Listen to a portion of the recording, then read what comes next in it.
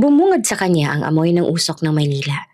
Maingay, magulo, at pamilyar. Matagal niyang iniwan ang bansang ito. Ngunit ngayong bumalik siya, tila bawat kanto ay bumubulong ng alaala. Sa likod ng tinted window ng itim na kotse, malamig ang titig ni Michael habang pinagmamasdan ang daan. Ngunit sa gitna ng abalang kalsada, isang anino ang tumusok sa kanyang paningin.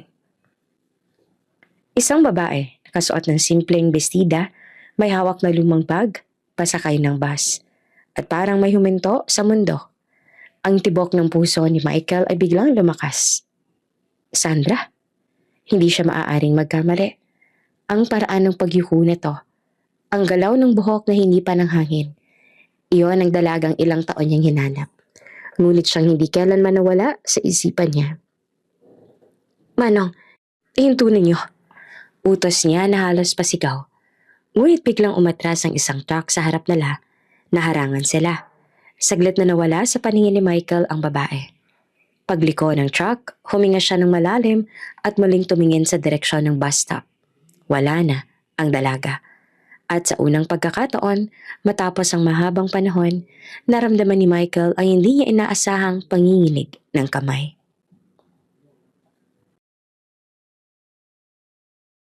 Bago ka pa lang sa channel neto, ibang kwento ni Ate Jane, istorya mo, ikwento ko. Huwag kalimutang pindutin ang notification bell at subscribe button.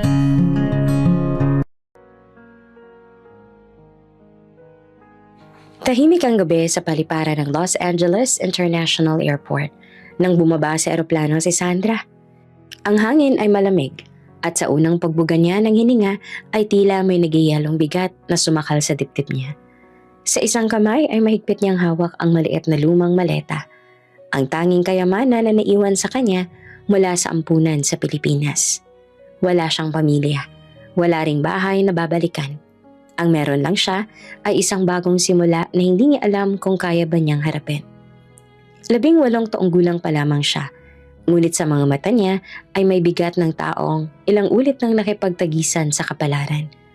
Ang maputlang balat, manipis na buhok at bahagyang nangingitim na ilalim ng mata ay mga palatandaan ng matagal na pagkikibaka sa sakit. May leukemia siya. Bata pa lang siya ay alam niya nang maiksi ang buhay. Kaya nang marinig niyang may pamilya sa Amerika na gustong mag-ampon ng batang may espesyal na pangangailangan, agad siyang sumali sa programa. At siya nga ang napili. Ang pamilyang tatanggap sa kanya ay sina Tito Ben at Tita Mercy. Mag-asawang Pilipino na matagal nang naninirahan sa Estados Unidos.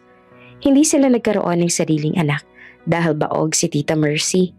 Kaya minabuti nilang mag-ampon na lamang. Una nilang anak si Michael, isang batang naulila sa kanyang immigrant parents dahil sa aksidente noong 8 taong gulang pa lamang siya. Ngayon ay 20 taong gulang na si Michael. Matangkad, maamo ang mukha, ngunit may lamig sa mga mata na tila ba laging nagbabantay. Nang makita ni Sandra ang mag-asawa sa arrival area, napangiti siya kahit nangihina. May hawak na karatula si Tito Ben na may nakasulat na, "Welcome Sandra," na may maliit pang puso sa gilid. Lumapit siya at bahagyang nanginginig sa kaba. "Good evening po." Mahina niyang bate, halos pabulong. Ngumiti naman si Tita Mercy at agad siyang niyakap. "Ay anak, huwag ka nang mahiya. Kami na magiging pamilya mo rito. Welcome sa US, Sandra." Ramdam ni Sandra ang init ng yakap ni Tita Mercy. Parang yakap ng isang inang noon pa niya hinahanap. Saglit niyang ipinikit ang mga mata. Ninamnam ang sandaling iyon. Si Tito Ben naman ay nakangiting nakamasid. "O siya, halika. Mahaba pang biyahe pa uwi." Si Michael naghihintay sa kotse. Excited na raw siyang makilala ka. Napatango si Sandra. Bagaman sa loob niya ay may halong kaba. Wala pa siyang ideya kung anong klaseng kuya si Michael. Ang alam niya, pareho silang inampon. At sana ay magkasundo sila. Paglabas sila sa airport, sinalubong siya ng malamig na hangin at mga ilaw ng syudad. Sa di kalayuan ay nakita niyang isang itim na kotse na nakaparada. Nakahawak sa pinto ang isang binatang nakatayo. May suot na itim na jacket at seryoso ang muka. Si Michael. Paglapit nila ay bahagyang nagtaas ng kilay si Michael at tinignan siya mula ulo hanggang paa. Hindi siya ngumiti. Michael, this is your new sister, Sandra. Masiglang pakilala ni Tita Mercy. Hi. Mahina at nahihiyang bati ni Sandra. Halos hindi marinig. Tumango lamang si Michael. Hello? Maiksi niyang tugon bago binuksan ang pinto ng kotse. Tahimik ang biyahe pa uwi. Sa likod na upuan nakaupo si Sandra. Nakatingin sa bintana habang dumadaan sa mga malalaking gusali. Minsan ay sumusulyap siya sa refleksyon ng salamin. Nakikita si Michael sa harapan. Mahinahon itong nagmamaneho. Ngunit hindi man lang siya tinitingnan. Pagod ka siguro sa biyahe, anak, sabi ni Tita Mercy. Sinubukang basagin ang katahimikan. Opo, tita, pero masaya po ako na nandito na ako. Sagot pa ni Sandra. Pilit na ngumingiti. Dito ka na mag-aaral ha. Mapapagamot ka na rin ng mas maayos dito. Kaming bahala sa lahat. Sabi naman ni Tito Ben mula sa harap. Opo, salamat po talaga. Tugon pa ni Sandra. Muli siyang sumulyap kay Michael. Wala pa ring imik. Para bang hindi siya interesado. Pagdating nila sa bahay, sinalubong siya ng malamlam na ilaw mula sa chandelier. Malinis, maayos, mabango. Ang amoy ng bagong plancha at sabon ay nagbigay sa kanya ng pakiramdam na para siyang nasa ibang mundo. Dito ka natitira, anak, sabi ni Tita Mercy habang inaakay siya papasok sa maliit na silid sa itaas. Kwarto ito ni Michael noon, pero ngayon ay meron na siyang sarili sa kabila. Ayusin mo munang gamit mo ha, bukas isasama kita sa doktor. Salamat po, tita. Nang lumabas si Tita Mercy, umupo si Sandra sa gilid ng kama. Napatingin siya sa mga litrato sa estante. Isa roon ay larawan ni Tito Ben, Tita Mercy at si Michael noong bata pa. Nakangiti sa tabi ng Christmas tree. May halong kirot sa dibdib ni Sandra. Wala siyang ganitong mga alaala. Narinig niya pa ang mahinang pagkatok ng pinto. Pasok po, sabi niya. Si Michael pala. May dala itong maliit na baso ng tubig at gamot. Para sa sakit mo raw? Malamig nito ang sabi. Sabi ni Mama kailangan mong inumin tuwing gabi.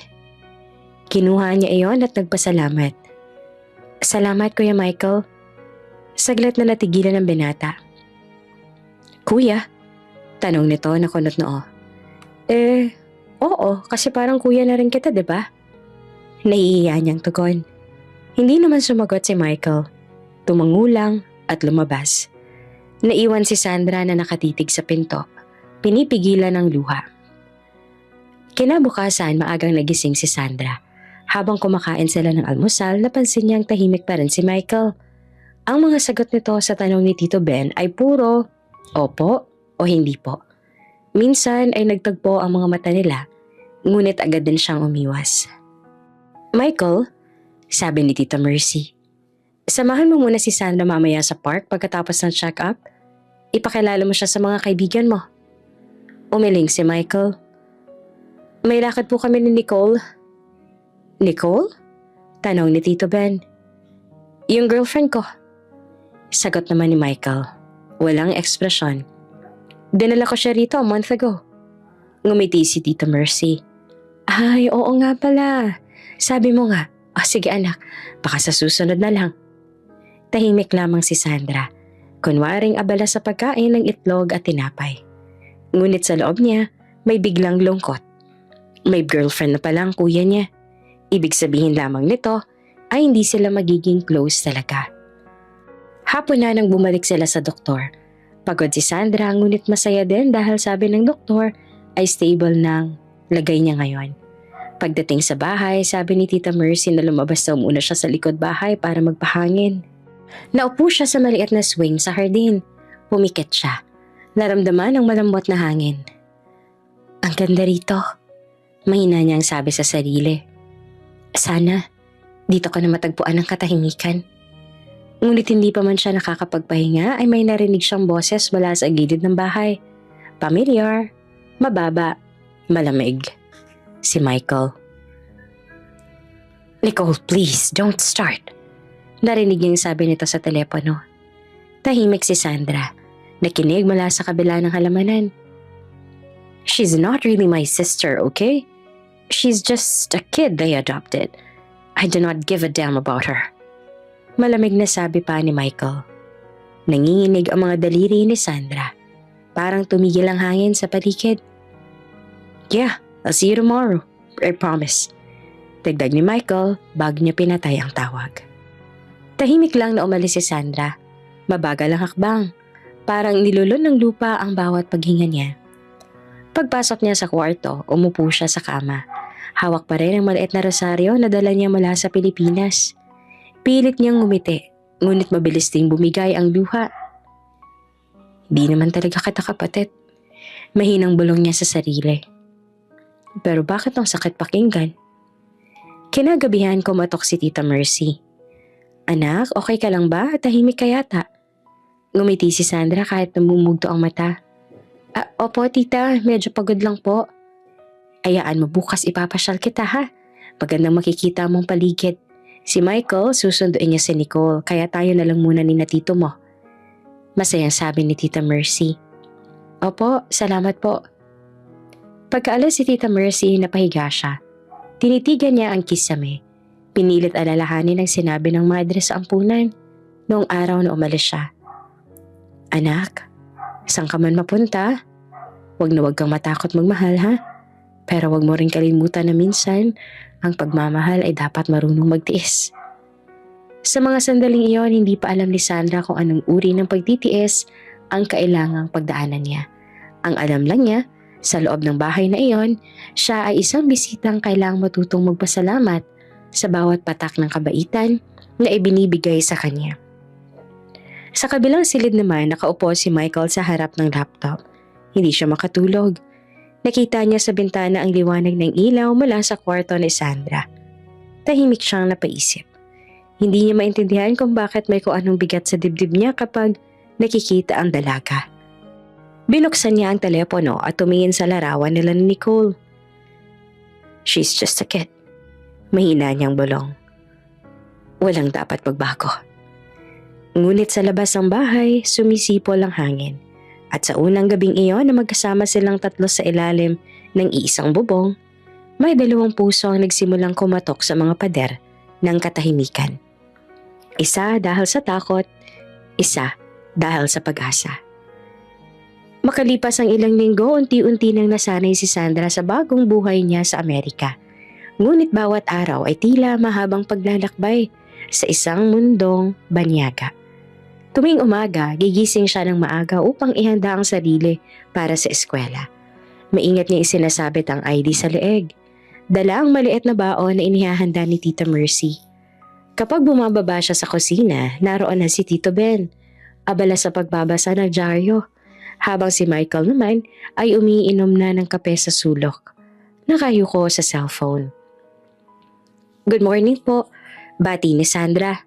Mahina, ngunit magalang. Good morning, anak, sagot ni Tita Mercy habang naglalagay ng itlog sa plato niya. Kumain ka ng marami, ha? Kailangan mo ng lakas para sa gamutan mo mamaya. Opo, tita.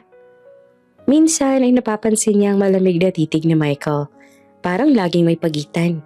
Parang laging may tanong sa mata nito na hindi niya alam kung kailan masasagot. Habang kumakain, maririnig niya minsan si Tito Ben na tinatawag si Michael. Anak, later, can you drive Sandra to her chemo session? May meeting ako sa opisina.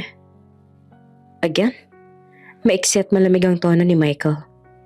Hindi ba pwedeng kayo na lang po ni Mama? Michael, siningit pa ni Tita Mercy, bahagyang may otoridad sa boses. Mas mabuti kung ikaw na lang, para magkasundo na rin kayo. Hindi mo naman siya dadalhin sa malayo. Tahimik na huminga si Michael. Parang may pinipigil. Sige po. Ngumiti naman si Sandra. Salamat, Kuya Michael. Ngunit hindi siya nilingon ng binata. Tumangulang ito at muling itinuloy ang pagkain. Sa loob ng kotse, pawang katahimikan lamang ang nangingibabaw. Nakatingin si Sandra sa labas ng bintana. Pinagmamasdan ang mga gusali. Ang mga taong may kanya-kanyang lakad. Ang lalaki pala ng mga bahay rito. Mahina niyang sabi, pilit binubuksan ng usapan. Maikling sagot ni Michael. Hindi man lang tumingin. Pagdating nila sa ospital ay tumulong si Michael sa pag-akyat ng maleta ni Sandra na may lamang damit at gamot. Habang nakaupo sa waiting area, pinagmamasdan niya ang mga pasyenteng kalbo, payat at halos wala ng kulay sa mukha. Doon niya unang nasilayan kung gaanong kabigat ang pinagdadaanan ni Sandra. Habang nasa loob ng chemo room si Sandra, dumungaw siya mula sa labas. Nakita niya ang halos nanginginig ang dalaga habang tinutusok ng karayom ang ugat sa kamay. Ngunit kahit na ganoon, pilit ang tong nakangiti sa nurse. Paglabas si Sandra, pagkatapos ng ilang oras, maputla ito. Pawis na pawis, ngunit mahina ngumiti. Kuya Michael, sorry kung pinaghintay kita. Sabi niya na halos paos. Okay lang. Malamig pa rin ang tono, ngunit hindi na matigas. Do you feel okay? Medyo mahina lang po. Sagot ni Sandra. Nakangiti pa rin kahit halatang nahihilo. Tahimik silang naglakad palabas. Sa sasakyan, tahimik lang si Michael. Ngunit hindi niya maiwasang sulyapan ang dalaga. Sa gilid ng labi nito, may bakas ng dugo mula sa ilong. Hey! Mahina niyang sabi. You're bleeding. Nabigla si Sandra at agad na pinunasan iyon. Ay, sorry. Minsan po kasi ganito talaga. Normal lang naman daw, sabi ng doktor. Tahimik na tinanggal ni Michael ang panyo sa bulsa at iniabot iyon sa kanya. Use this. Ngumiti si Sandra, halos hindi makatingin. Salamat kuya.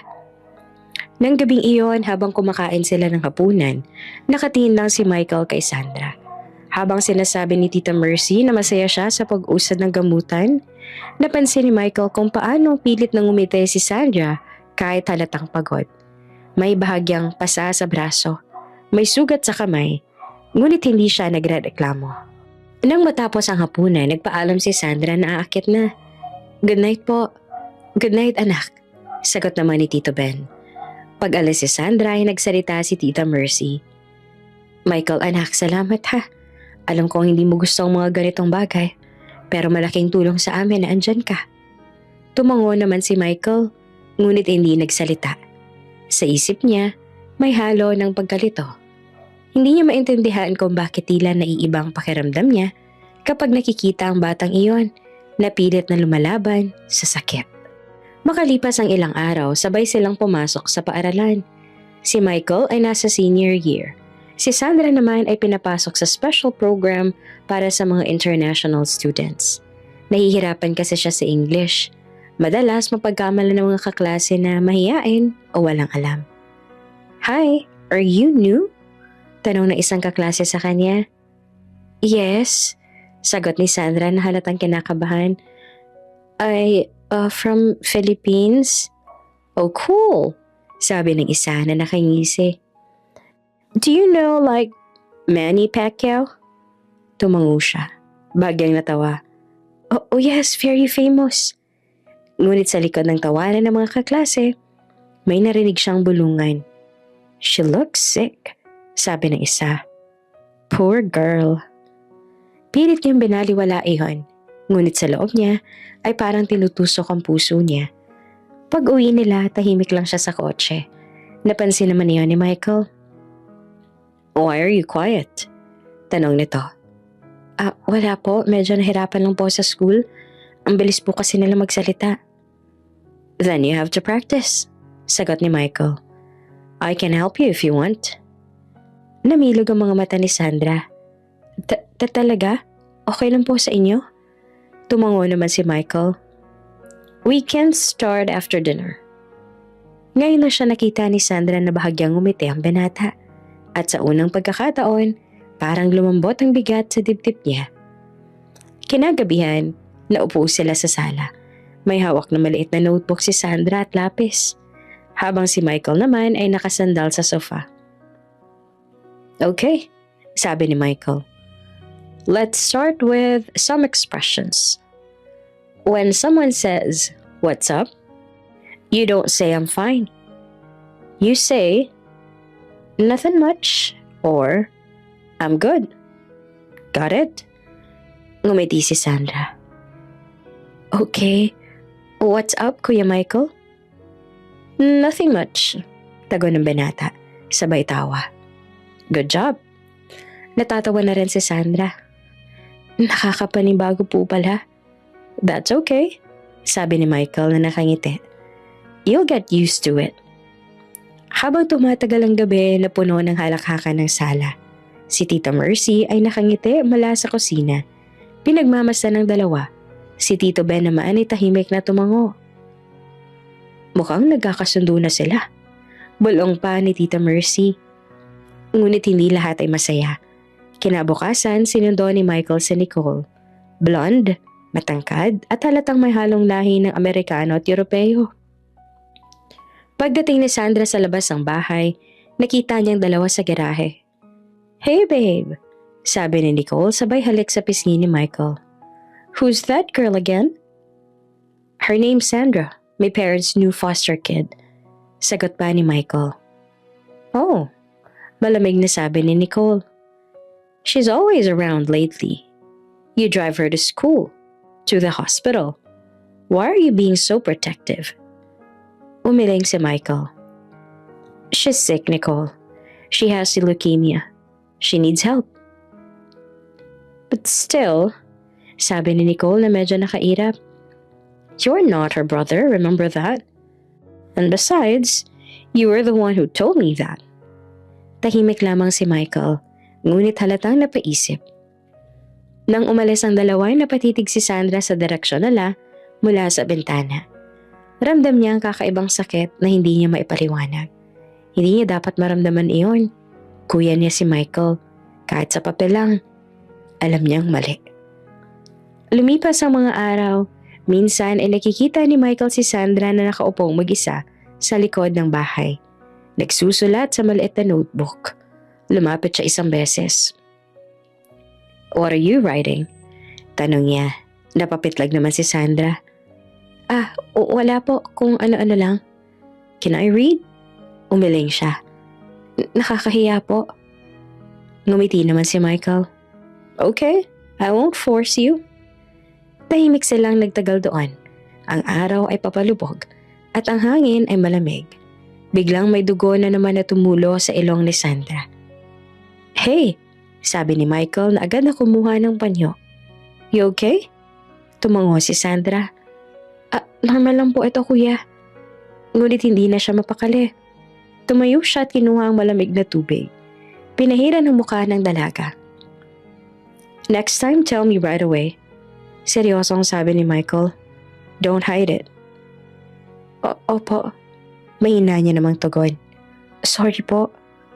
Sa unang pagkakataon, marahang hinawakan ni Michael ang ulo niya at lumite ng bahagya. You're too stubborn for someone so small. Natigilan naman si Sandra. Hindi niya alam kung bakit ang simpleng ngiting iyon ay parang musika. Ngunit agad din niyang inalis sa isipan iyon. Pagkaraan ng ilang linggo, dumalaw si Nicole sa bahay.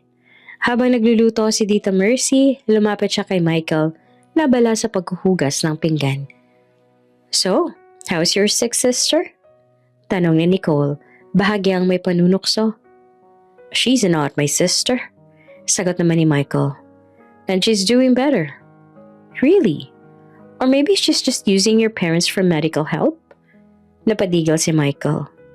Don't say that. Si Nicole ay tumawa ng bahagya. Come on, I'm just saying the truth. That girl's lucky. Free house, free treatment, and now she has you to drive her around. Sounds convenient. Nicole, stop. Why are you defending her so much? Tahimik lang si Michael. Sa loob niya ay may halong galit at guilt. Hindi niya alam kung bakit labis siyang naaapektuhan sa mga sinasabi ni Nicole. Nang gabing iyon, habang nasa kwarto siya, narinig niyang umuubo si Sandra sa kabilang silid. Lumabas siya agad, kinuha ang baso ng tubig at kumatok. Come in, mahinang sabi ni Sandra. Pagpasok niya, agad niya nakita ang namumulang mata ng dalaga. May tissue na may bahid ng dugo. Hey, you should rest, sabi ni Michael at naupo sa gilid ng kama. Sorry po, nagising pala kayo. Don't worry about that. Tugon niya sabay abot ng tubig. Here, drink this. Tahimik silang nagkatitigan. Sa pagitan ng katahimikan ay may hindi maipaliwanag na kuryente. Kuya Michael, mahinang sabi ni Sandra. Salamat po sa lahat. Kahit alam kong hindi niyo naman talaga ako gusto nung una. Hindi agad nakasagot si Michael. Sa halip ay marahan niyang tinapik ang ulo nito. You're part of the family now. Just get better, okay? Ngumiti si Sandra. Opo. Paglabas si Michael sa silid, huminga siya ng malalim. Hindi niya alam kung ano itong biglang kirot sa dibdib niya.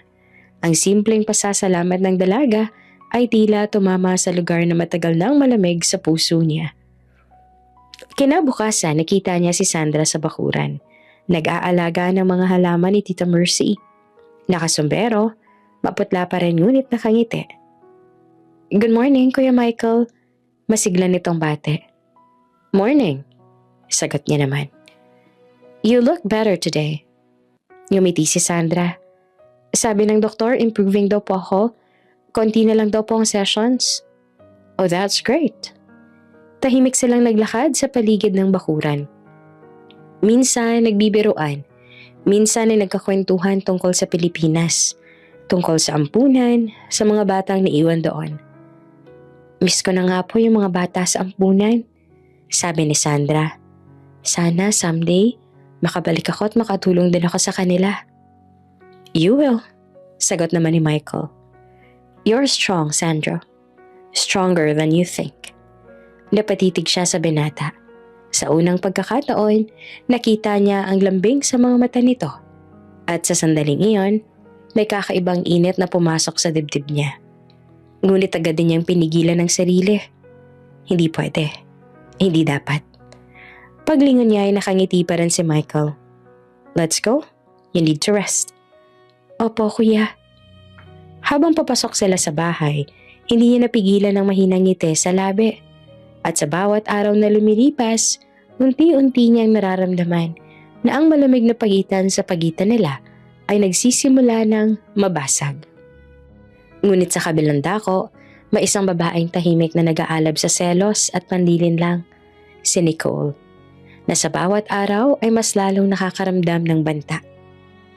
At hindi alam ni Sandra, ang mga tahimik na ngiti at simpleng kabaitan ni Michael ay magiging simula ng isang damdaming bawal. Ngunit hindi mapipigilan ng sinumang puso.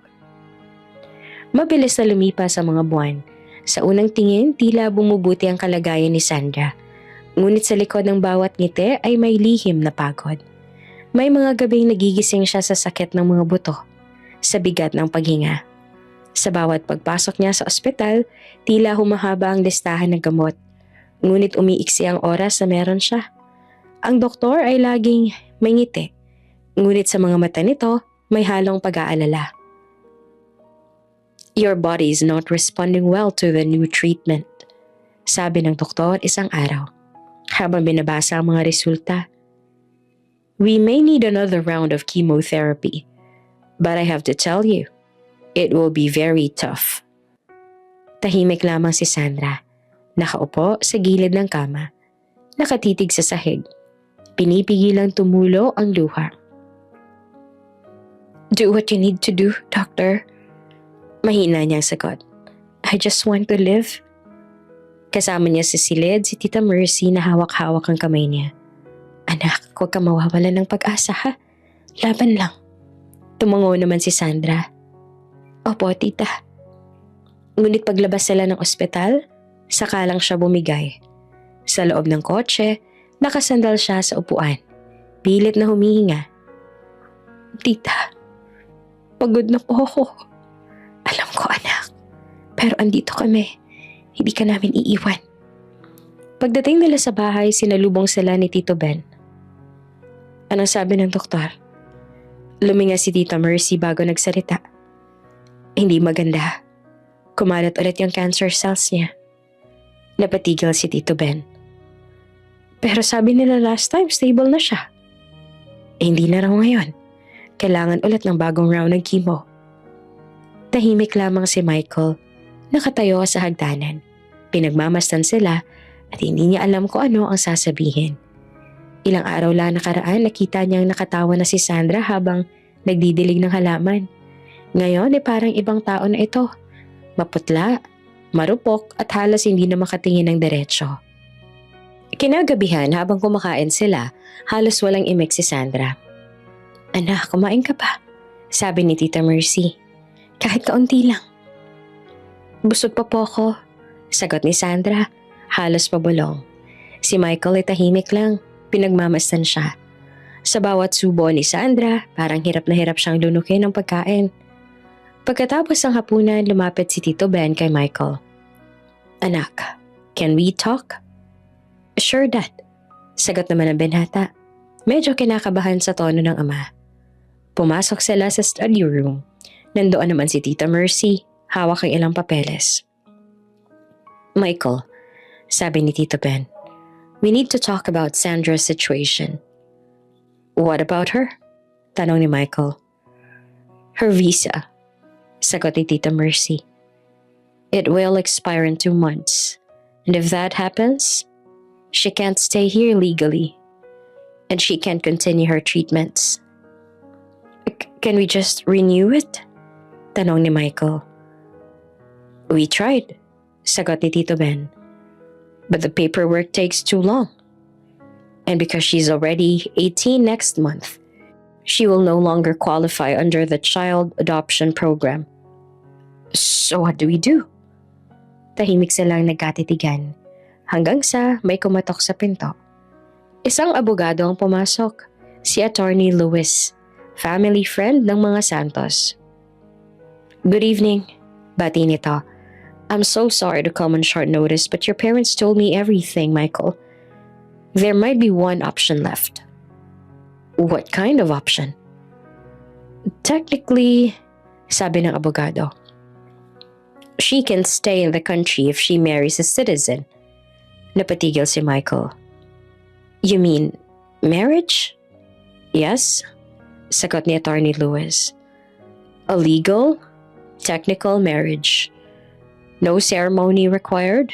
It can be annulled later once she's better. But it will make her a permanent resident, and she can continue her treatment without interruption." Hindi naman makapaniwala si Michael. "Oh, that's insane. She's like my sister." "Michael," mahinang sabi ni Tita Mercy, "alam nating mahirap to, pero wala nang ibang paraan." Tumayo siya at halatang inis. "There has to be another way. We can adopt her, right?" "We tried," sagot ni Tito Ben, "but the process will take us at least a year. Her visa will expire in 2 months. Wala na tayong oras." Tahimik si Michael. Naglakad papunta sa bintana. Nakatingin siya sa labas. Sa dilim ng hardin, sa isip niya, nagbabanggaan ng katuwiran at emosyon. "I can't just marry her," bulong niya. "It doesn't feel right." Lumapit si Tita Mercy. "Anak, sometimes love means sacrifice. Hindi namin sinabi na mahalin mo siya bilang asawa. Gawin mo lang to para mailigtas siya." Tahimik si Michael. Hindi niya alam ang sasabihin. Kinabukasan, dinala nila si Sandra sa ospital para sa panibagong gamutan. Si Michael ay tahimik lang sa tabi, hawak ang bag niya. Habang tinutusok ng nurse ang braso ni Sandra, napapangiwi siya sa sakit. "Ah, Kuya Michael, masakit po," mahina niyang sabi na halos pabulong. Lumapit si Michael at hinawakan ng kamay niya. "I know, just hold on, okay?" Tahimik lang silid. Ang tunog ng makina at mahinang hum ng air conditioner lang ang maririnig. Maya-maya ay nagsalita si Sandra. "Kuya Michael, totoo po bang uuwi ako pagkatapos ng visa ko?" Natigilan siya. "Sino naman nagsabi niyan?" "Narinig ko po sina tito, tita kagabi, nag-uusap. Sabi nila baka hindi na daw ma-renew." Hindi agad siya nakasagot. Nakatingin lang siya sa payat na mukha ng dalaga. Sa bawat hibla ng buhok na nalalagas, sa bawat ngiting pilit, nakikita niya kung gaanong kahigpit ang kapit nito sa buhay. "Don't worry about that," sabi niya sa huli. "We'll fix it. I promise." Ngumiti naman si Sandra. Mahina, ngunit totoo. Salamat po, kuya. Ngunit hindi niya alam kung paano niyang tutuparin ang pangakong iyon. Pagkalipas ng ilang araw, lumala pa ang kalagayan ni Sandra. Madalas na siyang mahilo. Minsan ay nawawala ng malay. Isang gabi habang papunta sila sa ospital, bigla siyang bumagsak sa sahig ng kotse. Sandra! Sigaw ni Michael sabay alalay. Hey! Open your eyes, Sandra! Nanginginig ang kamay niya habang tinatawag ang pangalan nito. Si Tita Mercy naman sa likod ay umiiyak, habang si Tito Ben ay humahataw sa manibela. Pagdating sa emergency room, agad silang sinabihan ng doktor na malubha na ang kondisyon ng dalaga. She's losing strength, sabi ng doktor. If her treatment stops, she may not survive the next few months. Si Michael ay nakatayo sa labas ng kwarto. Halos hindi makagalaw. Pinagmamasdan niya si Sandra na nakaratay sa puting kama. Nakakabit sa mga tubo, mahina, ngunit humihinga. Lumapit si Tita Mercy sa kanya at umiiyak. Anak, please. Hindi na namin alam ang gagawin. Tahimik lamang si Michael. Sa isip niya ay bumabalik ang lahat ng alaala. Ang unang araw na dumating si Sandra sa bahay. Ang mga tahimik na umagang sabay silang kumakain. Ang mga tawa habang nagtuturo siya ng English. Ang mga gabing umiiyak ito sa sakit. At siya ang nag-aabot ng tubig. At ngayon, narito siya, nakahandusay sa kama. Halos wala ng kulay ang balat. Sa labas ng silid nakatayo si Attorney Lewis. May hawak na sobre ng mga dokumento. Michael, sabi nito, I know this is difficult, but time is running out. If you want to proceed, you need to sign tonight. Napalunok siya. Are you sure this is the only way? Yes. If she leaves the country, her treatment will stop, and she may not survive long enough to restart it back home. Tinitigan ni Michael ang pinto ng silid. Sa loob, si Sandra ay nakapikit. Humihinga ng mabagal, sa kanyang isipan, nagbabalik ang lahat ng sandali. Ang mga salitang, Kuya Michael na laging may kasamang ngiti. Kahit may sakit, ang bawat salamat po na parang sinasaling ng hangin. Naramdaman niyang may luha na tumulo sa pisngi niya. Hindi niya alam kung dahil ba yan sa awa, sa takot, o sa isang damdaming hindi niya na maipaliwanag. Kinabukasan, tahimik ang bahay. Si Tito Ben at Tita Mercy ay nasa mesa. Parehong pagod. Si Michael ay tahimik na lumapit. Dad? Mom, sabi niya. Where are the papers? Napatingin si Tita Mercy. Anak, sigurado ka ba? Tumango siya. Bagaman nanginginig ang kamay. Kung ito lang ang paraan para mabuhay siya, gagawin ko. Tahimik si Tito Ben bago iniabot ang envelope. Oh, thank you, son. Sa ospital habang nakahiga si Sandra, pumasok naman si Michael. Nakangiti siya ngunit halatang pagod. Kuya Michael, sabi ni Sandra. Mahina ang boses. Ang ganda po ng araw ngayon. Ngumiti siya. Oo, maganda nga. Bakit po kayo naka-formal? Tanong ni Sandra na nakakunot ang noo. Ha? Wala lang. May aasikasuhin ng akong papeles. Ngumiti siya ngunit hindi maalis ang kaba sa dibdib. Paglabas niya, sinalubong siya ng abogado. Everything's ready? You just need to sign here. Kumuha siya ng malalim na hininga. She doesn't even know. It's better that way, sagot ng abogado. She'll understand later. Tahimik na binuksan ni Michael ang folder. Tinitigan niya ang papel. Ang bawat letra ay parang mabigat sa mata. Michael, sabi ng abogado, you're doing the right thing. Ngunit sa loob niya, parang may bumubulong na mali ito. Hindi ito normal. Hindi ito dapat. Ngunit kapag pumikit siya, nakikita niyang mukha ni Sandra. Nakangiti kahit may sakit. Kuya Michael, salamat po. Kuya Michael, wag po kayo mag-alala. Kuya Michael, masaya po ako dito. Ilang sandali pa ay kinuha niya ang ballpen. Nangatog ang kamay niya, ngunit sa huli, inilagay niya ang lagda sa papel. Pagkatapos niyang pumirma, ibinaba niya ang ballpen at tumitig sa abogado. "Please," sabi niya, "make sure that she gets to finish her treatment." Ngumiti naman si Attorney Lewis. "You have my word." Sa kabilang silid ay dumilat si Sandra. Hinanap ng mata niya si Michael ngunit wala ito. May nararamdaman siyang kakaiba sa dibdib. Parang may mabigat na nangyayari sa labas.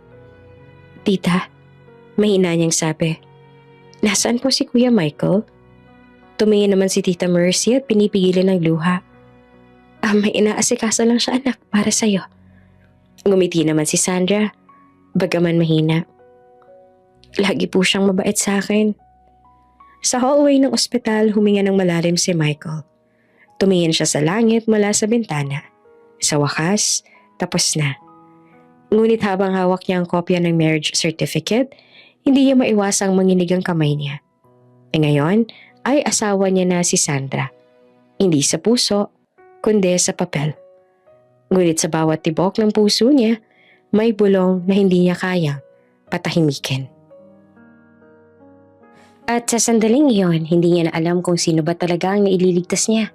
Si Sandra o ang sarili niyang pusong matagal nang nagtatago ng bawal na damdamin. Sa malayong silid, habang naglalakad ang nurse, napahinto ito. Si Sandra ay nakatulog muli. Ngunit ang monitor sa tabi niya ay nagbago ng tunog. Nag-alarma ang makina. "Doctor, she's crashing!" Sigaw ng nurse. Sa labas ang pinto, si Michael ay napasigaw. "Sandra!" Muling bumalik ang kulay sa pisngi ni Sandra pagkalipas ng ilang araw. Nakahinga ng maluwag sina Tito Ben at Tita Mercy nang sabihin ng doktor na ligtas na muna siya. Maayos ang naging reaksyon ng katawan niya sa gamot at maaari na siyang makalabas ng ospital sa loob ng ilang linggo. Nang marinig iyon, napaluha si Tita Mercy at niyakap ang dalaga. "Salamat, Panginoon," sabi niya habang nanginginig ang boses. "Akala ko mawawala ka na sa amin." Ngumiti si Sandra. Mahina, ngunit totoo. "Hindi ko pa po siguradong panahon, tita." Ngunit sa gilid ng kwarto, nakatayo si Michael. Tahimik at hindi makatingin ng diretsyo. Sa loob niya ay may halong gaan at bigat. Gaan dahil buhay si Sandra. Ngunit bigat dahil alam niyang sa ilalim ng lahat ng ngiting iyon, may lihim siyang itinago. Si Sandra ay hindi pa alam ang buong katotohanan. Hindi pa niya alam na pumasok siya sa isang kasunduang hindi niya hinihingi. Kinabukasan, habang nag-aayos sa mga gamit si Sandra ay dumating si Michael sa silid. Nakaitim itong jacket at may hawak na folder. Tahimik siyang lumapit. "Kuya Michael?" Bati ni Sandra na nakangiti. "Pwede na daw po ako umuwi, sabi ng doktor." Ngumiti naman si Michael ng pilit. "Oh, that's good news." Tahimik silang pareho sandali. Naririnig lang mahinang tikatik ng ulan sa labas. Sandra," sabi ni Michael sa wakas. Medyo garalgal ang boses. "May kailangan lang tayong pag-usapan." Napatingin naman si Sandra. Ano po yun?" "May mga papeles lang na kailangan mong permahan," sagot niya. Sabay inilapag ang folder sa mesa. "Para daw sa visa mo." Lumapit si Sandra at binuksan iyon. Nagtaka siya nang makita ang salitang nakasulat sa unang pahina. Napatigil siya at hindi agad nakapagsalita. "Kasal?" Bulong niya, halos hindi marinig. Umupo si Michael sa gilid ng kama. "It's not what you think it is. It is the only way to extend your stay here. The lawyer said it is temporary, purely legal." Tahimik lamang si Sandra. Parang bumagal ang lahat sa paligid. "Kasal po tayo?" Mahina niyang tanong. Tumango si Michael. "On paper, yes. But it means nothing. Wala itong ibig sabihin sa atin. It is just so you can continue your treatment." Tahimik, naririnig lang mahinang tikatik ng ulan at ang tibok ng puso ni Sandra. "Bakit po hindi niyo sinabi agad?" Tanong niya na halos pabulong. "Because I did not want to pressure you," sagot ni Michael. "You were weak." I thought it was better that you did not know until you were stronger. Tumingin si Sandra sa mga kamay niya. Nanlamig ang kaniyang palad. So, kailangan ko pong pumirma rin? Yes, sagot pa ni Michael. Para maging valid. Tahimik siyang kinuha ang ballpen. Ngunit bago siya pumirma, tumingin siya kay Michael. Kuya Michael, hindi ko po alam kung anong mararamdaman ko. Parang nakakahiya. Huwag mong isipin yon, sagot niya agad. Ginagawa ko to para sa'yo. Para gumaling ka. Ngumiti si Sandra. Ngunit sa loob niya ay may kumurot. Salamat po, sabi niya sabay pirma sa papel. Pagkatapos niyang pumirma, isinara ni Michael ang folder at tumayo. It is done. You are safe now. Ngunit sa mga mata ni Sandra, parang may nawala. Pag-uwi nila sa bahay, sinalubong sila ni Tita Mercy na may kasamang luha ng tuwa. Anak, salamat sa Diyos. Tapos na ang problema. Makakapagpapagamot ka na ng maayos. Ngumiti si Sandra at yumakap sa kanya. Salamat po, tita. Si Michael naman ay umakyat agad sa kwarto. Halatang pagod. Hindi niya gustong makipag-usap kanino man. Nang makapasok siya, agad niyang kinuha ang cellphone at tinawagan si Nicole. Nicole, we need to talk, sabi niya. Narinig niya ang maanghang na tono ng boses ng babae sa kabilang linya. You think? Sagot nito. I heard everything, Michael. A marriage? With that girl? Nicole, please. It was just a technical thing. A marriage on paper. She needs to stay for her treatment. So, you are her savior now. Sarkastikong sabi ni Nicole. You just had to play the hero, huh? Please, Nicole. I did it because I could not let her die. She is family. Family? Tawa ni Nicole, puno ng pangungutya. Since when do you marry your family? Tahimik si Michael. Hindi niya alam ang isasagot. You know what, Michael? You are too soft, sabi ni Nicole ang tuloy-tuloy. That girl is using you and your parents. She knows she has you wrapped around her finger. Stop it, Nicole. Matigas na sabi ni Michael. You don't know her. Oh, I know enough, sagot pa ni Nicole. She'll always be your burden, Michael. You'll never be free, as long as she's around. At bago pa siya makasagot, ibinabana ni Nicole ang tawag. Tahimik si Michael, hawak ang cellphone. Parang lumalamig ang buong silid. Hindi niya alam kung bakit, pero sa bawat salitang binitawan ni Nicole, may kirot na bumabangon sa dibdib niya. Kinabukasan, habang nag-aalmusal sila, tahimik lamang si Michael. Si Sandra naman ay nagpipilit na maging masigla. Kuya Michael, may assignment po ako sa English, baka po pwedeng patulong mamaya. Tumingin siya saglit tsaka umiwas. Busy ako mamaya, maybe next time? Napayo ko si Sandra. Opo. Si Tita Mercy naman ay napansin ang lamig sa pagitan nilang dalawa. Michael, anak, baka naman pwedeng tumulong ka kahit sandali. May lakad ako, ma. Sagot niya. Nicole needs me. At doon, tumigil ang mundo ni Sandra. Parang biglang humina ang boses ng lahat. Nicole needs me. Ngumiti siya ng pilit. Ay, ganun po ba? Sige po, kuya. Pag alis ni Michael, hindi niya na napigilang mapaluha. Agad siyang tumakbo sa likod ng bahay. Nagkunwaring nagdidilig ng halaman. Ngunit sa totoo, ay tinatago ang luha. Sa cafe kung saan nagkita sina Michael at Nicole, tahimik silang dalawa sa unang mga sandali. Nicole, sabi ni Michael. Can we talk calmly? Ngumiti naman si Nicole, ngunit halata ang inis. Calmly? After you secretly married someone? Technically, yes, but it was to save her life. I still don't get it, Michael. Sagot naman ni Nicole. You could have just left it to your parents. But no, you had to be the hero.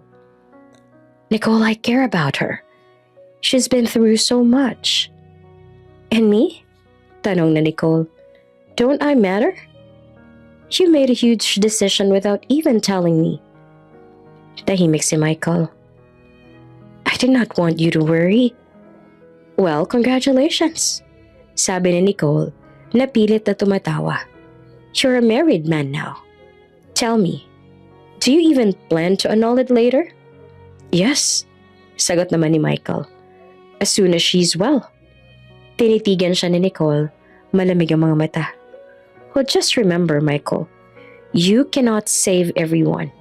Sooner or later, you'll realize she's holding you back. Samantala, si Sandra ay nasa sala. Nag-aaral ng mga bagong salita sa English. Nang mapagod ay lumabas siya ng bahay para maglakad-lakad. Nais siyang mawala ang bigat sa dibdib. Ngunit sa bawat hakbang ay nararamdaman niya ang distansya ni Michael. Hindi na ito kasing bait. Hindi na ito kasing lapit tulad noon. Pagbalik niya, nakita niyang nasa garahe si Michael. Nag-aayos ng kotse. Lumapit siya at nag-ipon ng lakas ng loob. Kuya Michael, sabi niya, galit po ba kayo sa akin? Napatigil siya sa ginagawa. Hindi, bakit naman ako magagalit? Kasi po parang iniiwasan ninyo ako. Sagot niya na mahina ang boses. Kung may nagawa po ako mali, patawad po. Tumingin siya kay Sandra, ngunit agad ding umiwas. Wala kang kasalanan, Sandra. I just need a space. A lot has been happening. Tumango naman si Sandra at pilit nang umiti. Naiintindihan ko po. Ngunit pagtalikod niya, hindi niya na napigilang umiyak. Sa gabing iyon, mag-isa si Michael sa balkonahe. May hawak siyang tasa ng kape. Malamig ang hangin sa di kalayuan, narinig niya ang mahinang pag-ubo ni Sandra mula sa silid nito. Isang saglit gusto niyang puntahan ito. Gusto niyang aluin. Sabihing ayos lang ang lahat. Ngunit naaalala niya ang sinabi ni Nicole. Napapikit siya. Pinilit niyang patigasin ang puso. I have to keep my distance, sabi niya sa sarili. I can't make this even more complicated. Ngunit sa bawat gabing pinipilit niyang umiwas, lalo niyang naririnig ang boses ni Sandra sa isip niya. At doon niya naisip na baka hindi talaga siya galit. Baka natatakot lang siya. Isang linggo ang lumipas, tahimik ang bahay. Malayo sa dating masayang ingay ng tawanan ni Sandra at Michael. Minsan dumaraan si Michael sa silid ni Sandra at tinitingnan nito mula sa pinto. Nakikita niyang nag-aaral itong mag-isa. Tahimik, may rosaryo nakasabit sa tabi. At sa tuwing napapatingin siya, may pangungulila sa tip-tip niya na hindi niya maipaliwanag. Hanggang sa isang gabi, nagkasabay silang bumaba sa kusina. Kuya Michael, bati ni Sandra na medyo nagulat. Gising pa po kayo? Hindi ako makatulog, sagot niya. Ikaw, gusto ko lang po ng gatas. Tahimik silang dalawa habang pinapainit ang gatas. Maya-maya nagsalita si Sandra. Salamat po ulit sa lahat. Sa pagligtas sa akin, kahit kasalang po tayo sa papel, alam ko pong malaking sakripisyo iyon. Tumingin si Michael at bahagyang napangiti. Don't thank me. Anyone would have done the same. Ngumiti si Sandra.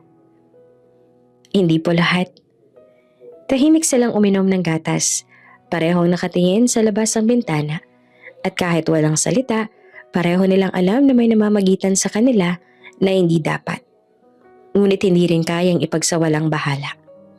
Ngunit sa isip ni Michael, paulit-ulit ang boses ni Nicole.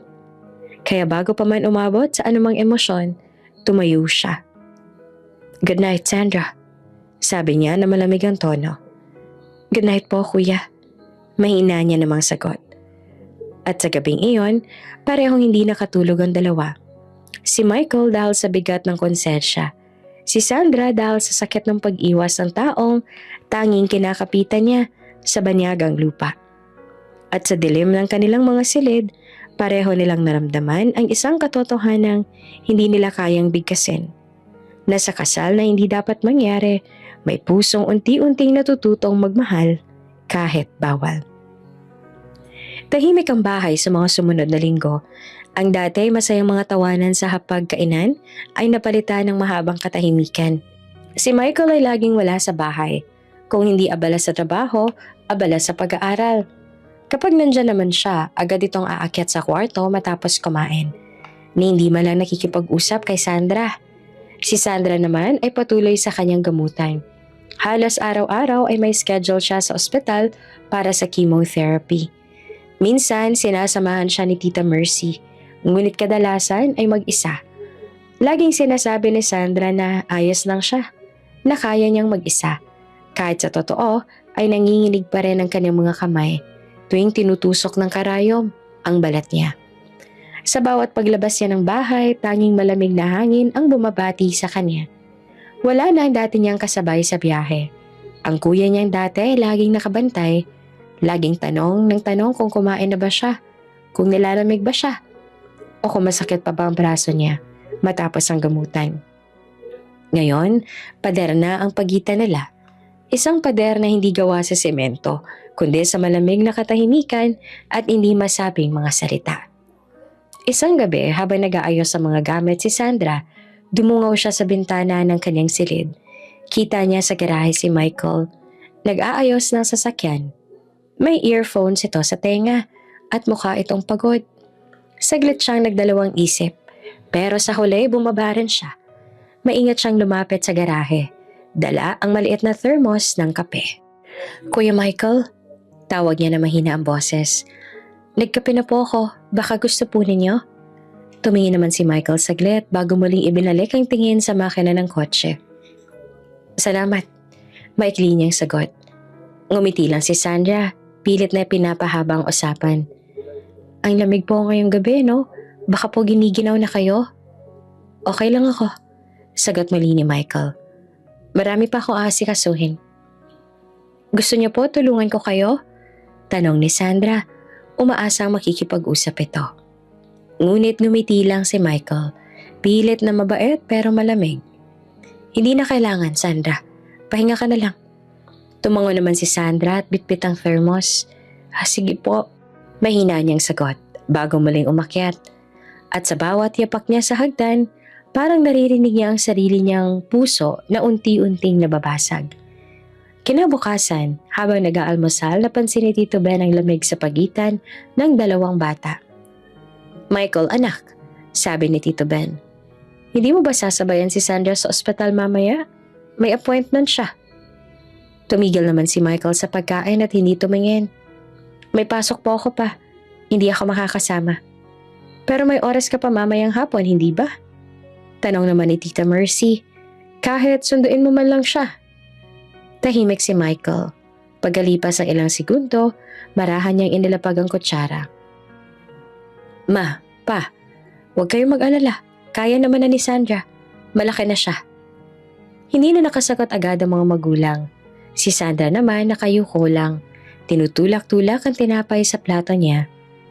Pag-alis ni Michael, lumapit si Tita Mercy sa dalaga. "Anak, pasensya ka na ha.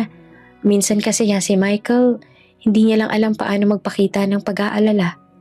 Ngumiti si Sandra ng pilit. "Opo, tita. Naiintindihan ko naman po."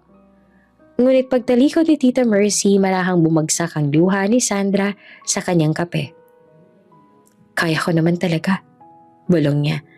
"Pero sana, hindi ko kailangan kayanin na mag-isa." Ilang araw pang lumipas, lalong lumalim ang katahimikan sa bahay.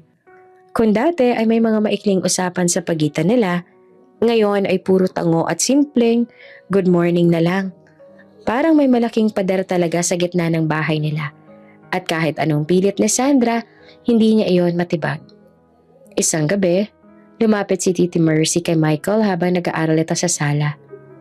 "Michael," sabi niya, "napapansin kong lumalayo ka ata kay Sandra. May problema ba?" Umiling naman si Michael. "Wala, ma. Busy lang ako." "Hindi yan totoo, anak," sabi ni Tita Mercy ng marahan. "Kilala kita. Hindi mo kayang manahimik ng ganito kung wala kang dinaramdam."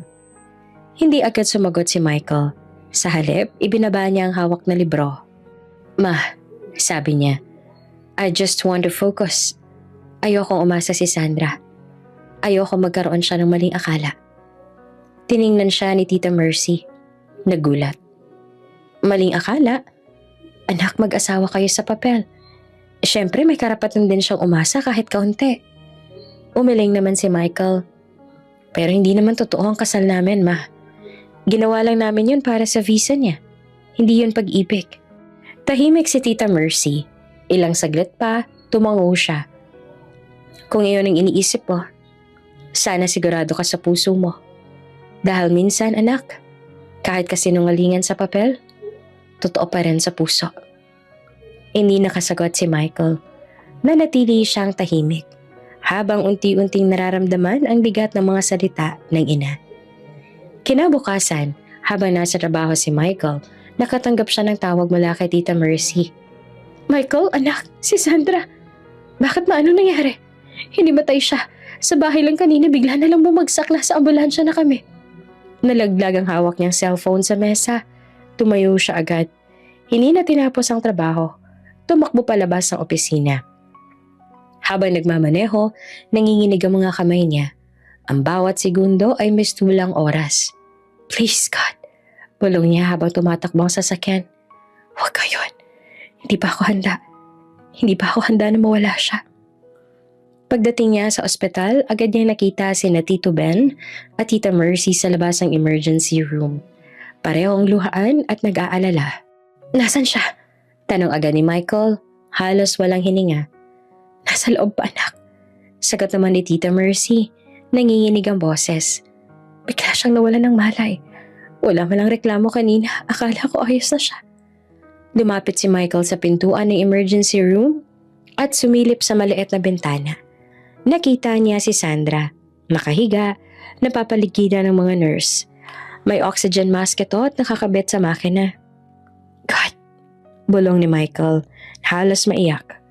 Bakit ganito? Paglabas ng doktor, agad siyang sinalubong ni Michael. Doc, how is she? She's in a stable condition now, sagot ng doktor. She collapsed due to extreme fatigue and lack of sleep. Her body is still weak, but she's safe for now. Huminga ng malalim si Michael. Parang unang beses niya nakahinga ng maayos. Can I see her? Tumango ang doktor. You may for a while, but she also needs to get some rest. Pagpasok niya sa kwarto, nakita niya si Sandra. Maputla pa rin, ngunit gising na. Nakatingin ito sa kisame at parang pagod na pagod. Sandra? Tawag ni Michael na marahang lumapit. Napalingon naman si Sandra at nang makita siya ay napangiti ito kahit mahina. Kuya Michael, mahina niyang sabi, bakit po kayo nandito? Umupo si Michael sa gilid ng kama. Bakit ba hindi ako dapat nandito? Akala mo ba hahayaan kitang mag-isa? Ngumiti si Sandra ng mapait. Akala ko po kasi ayaw niyo na ako makita. Napayo ko si Michael.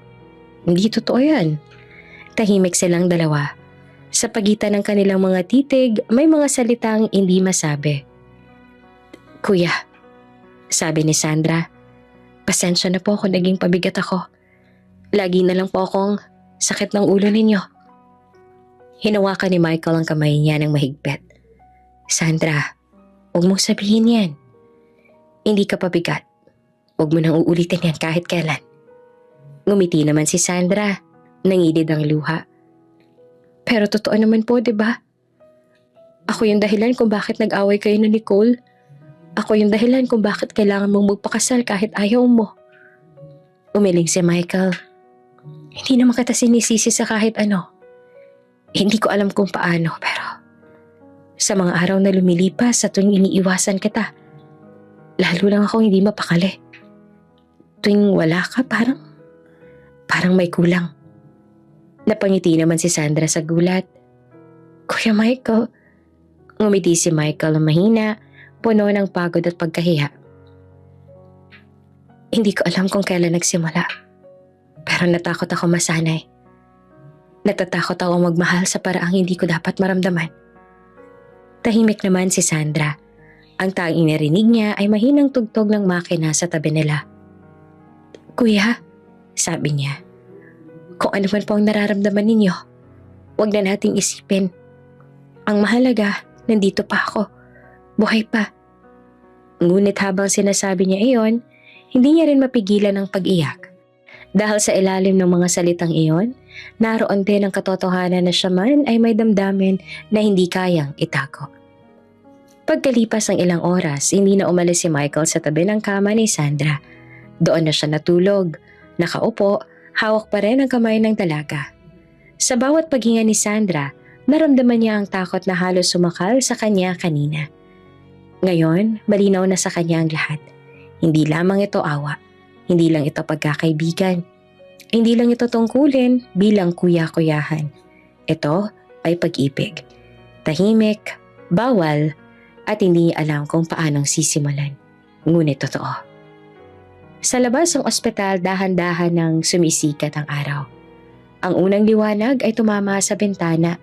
Sa loob ng silid, nagising si Sandra. Nakita niyang tulog si Michael sa tabi niya. Nakayuko at mahigpit pa ring hawak ang kamay niya. Ngumiti siya ng marahang hinaplos ang buhok nito. "Salamat, Kuya Michael," bulong niya. "Kahit sandali lang, naramdaman kong may nagmamahal sa akin." At sa unang pagkakataon, mula nang dumating siya sa Amerika, hindi siya nakaramdam ng lamig. Lumipas ang ilang linggo mula nang maospital si Sandra. Sa paglipas sa mga araw, unti-unting bumalik ang sigla sa kanyang mga pisngi. Hindi man ganap na gumaling, tila nagkaroon siya ng panibagong lakas na humarap sa bawat umaga. At higit sa lahat, nagbago na rin si Michael. Kung dati malamig itong parang marmol na walang pakiramdam, ngayon ay may unti-unting lambing sa bawat kilos at salita. Hindi man laging pinapakita, pero ramdam iyon ni Sandra. Si Michael lang madalas na naghahatid kay Sandra sa ospital. Madalas silang tahimik sa loob ng kotse, pero hindi na mabigat ang katahimikan. Minsan, naglalakad sila sa park pagkatapos ng check-up nito. Minsan, kumakain din ng ice cream kahit malamig ang panahon. "Tahimik pala kapag kaganito," sabi ni Sandra.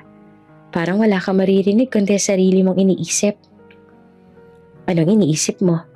tanong ni Michael na nakatingin sa ulan. Napatingin si Sandra sa kamay niya. "Iniisip ko po kung anong pakiramdam ng may totoong pamilya. Yung hindi mo kailangang magpasalamat sa bawat araw na pinapayagan kang manatili." "Anong ibig mong sabihin?" tanong ni Michael na seryoso. "Wala lang," sagot ni Sandra. "Minsan naisip ko, kahit mabait sina Tito Ben at Tita Mercy, parang bisita lang ako sa buhay nila. Alam kong kapag gumaling ako, baka bumalik din ako sa Pilipinas. Wala naman akong apelyido nila. Wala rin akong karapatan." Tahimik si Michael. Sa loob ng sasakyan, tanging tunog ng ulan ang bumabalot. "I understand," sagot ni Michael pagkatapos ng ilang sandali. "Kasi ganun din ang naramdaman ko noon." Napatingin si Sandra. "Talaga po?" Tumango si Michael. "Nung bata pa ako, akala ko kapag inampon ka, mawawala yung pakiramdam ng pagkawalay. Pero hindi pala. Kahit ilang taon na, kahit gaano ka pa nilang kamahal, laging may maliit na tinig sa isip mo nagsasabing, hindi ka talaga sa kanila." "Kuya," mahina niyang sabi. Ngumiti si Michael ng mapait. "Minsan naiinggit ako sa mga batang may magulang. Kahit gaano kagulo ang pamilya nila, kahit nag-aaway, alam nilang may uuwian sila. Eh tayo, Sandra, parang palagi nakikisilong." Hindi na nakapagsalita si Sandra. Dahan-dahan niyang hinawakan ang kamay ni Michael. Tahimik lang siya. Ngunit sa simpleng paghawak na iyon, parang unti-unting gumaan ang bigat sa loob nila.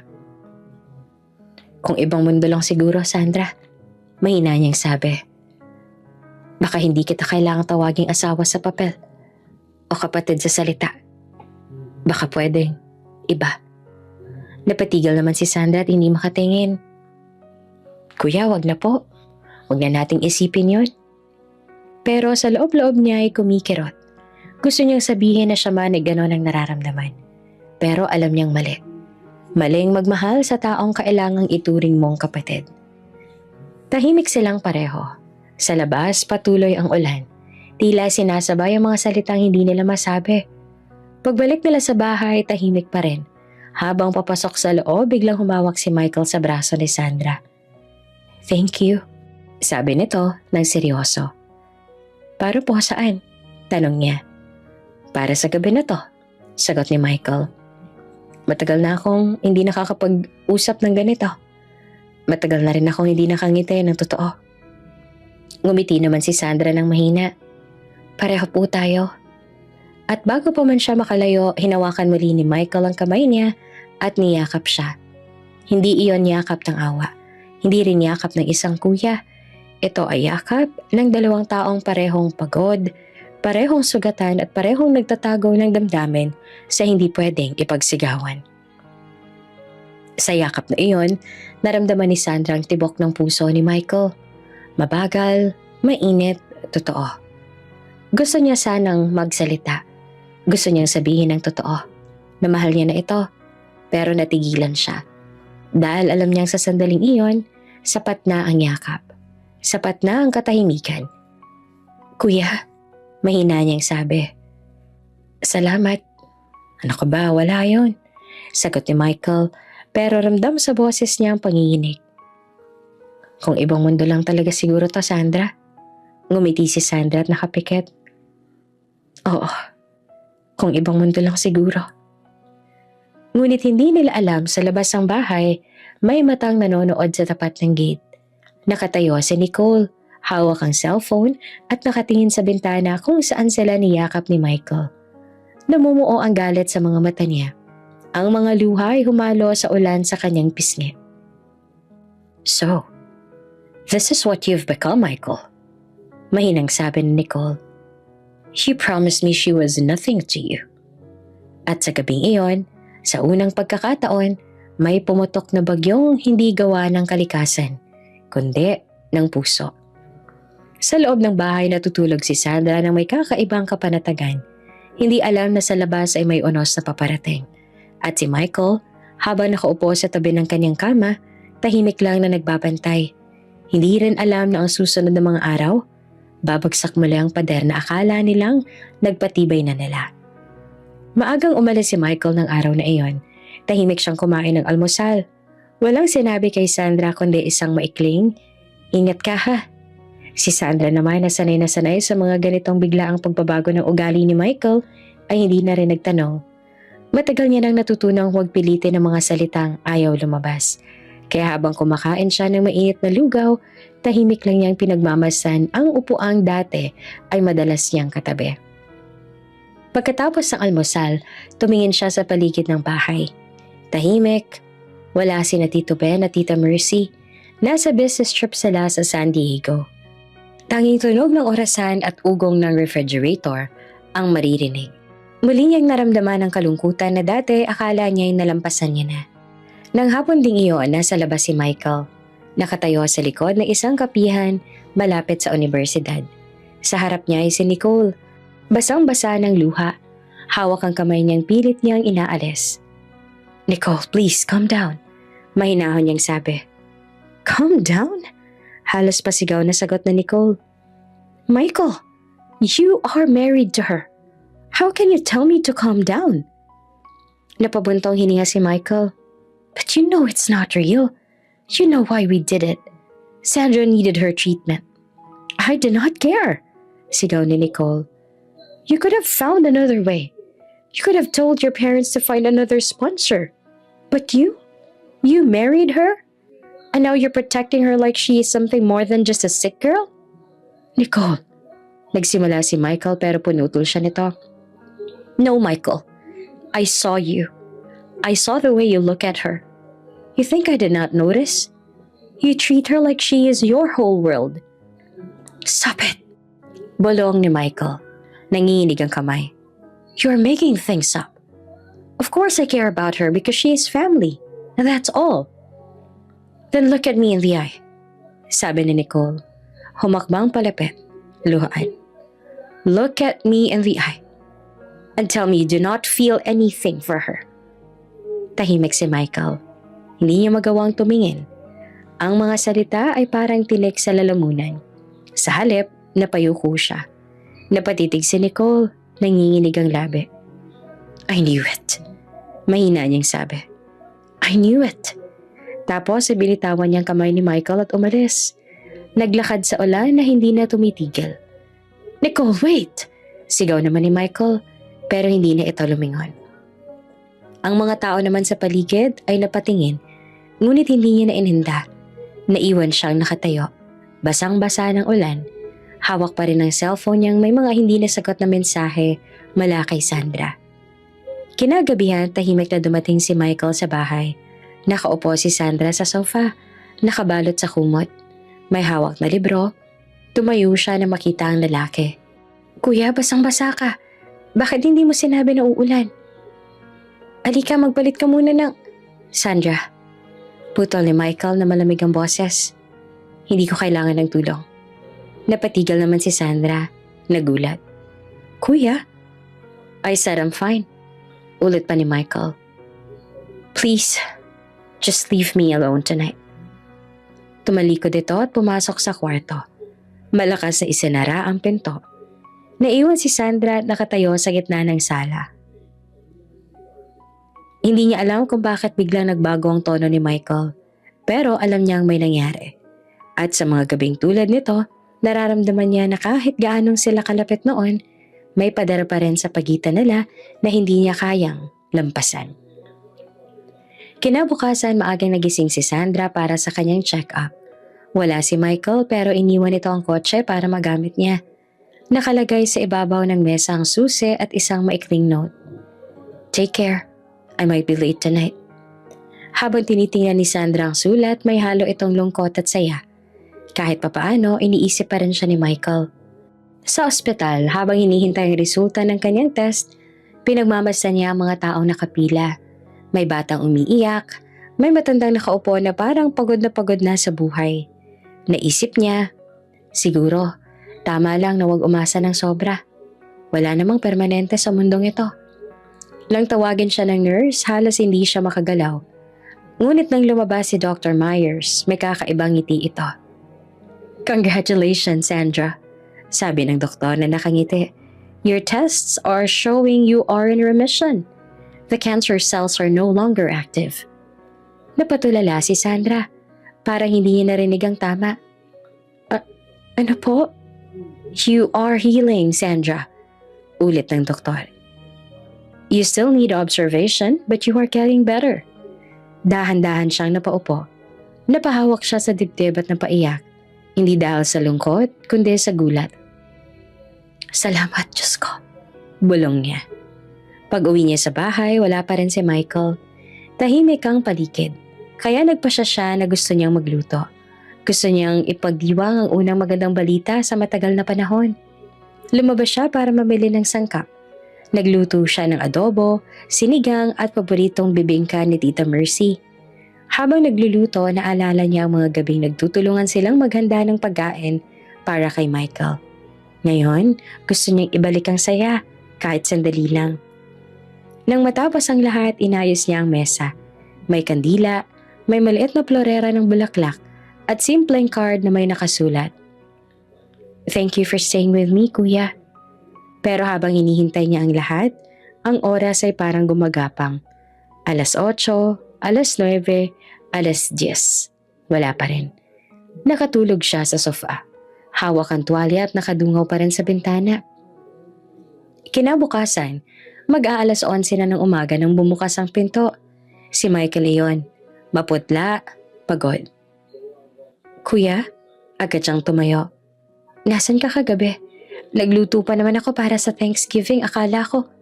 Hindi siya pinansin ni Michael. Tahimik itong tumingin sa sahig. Kuya?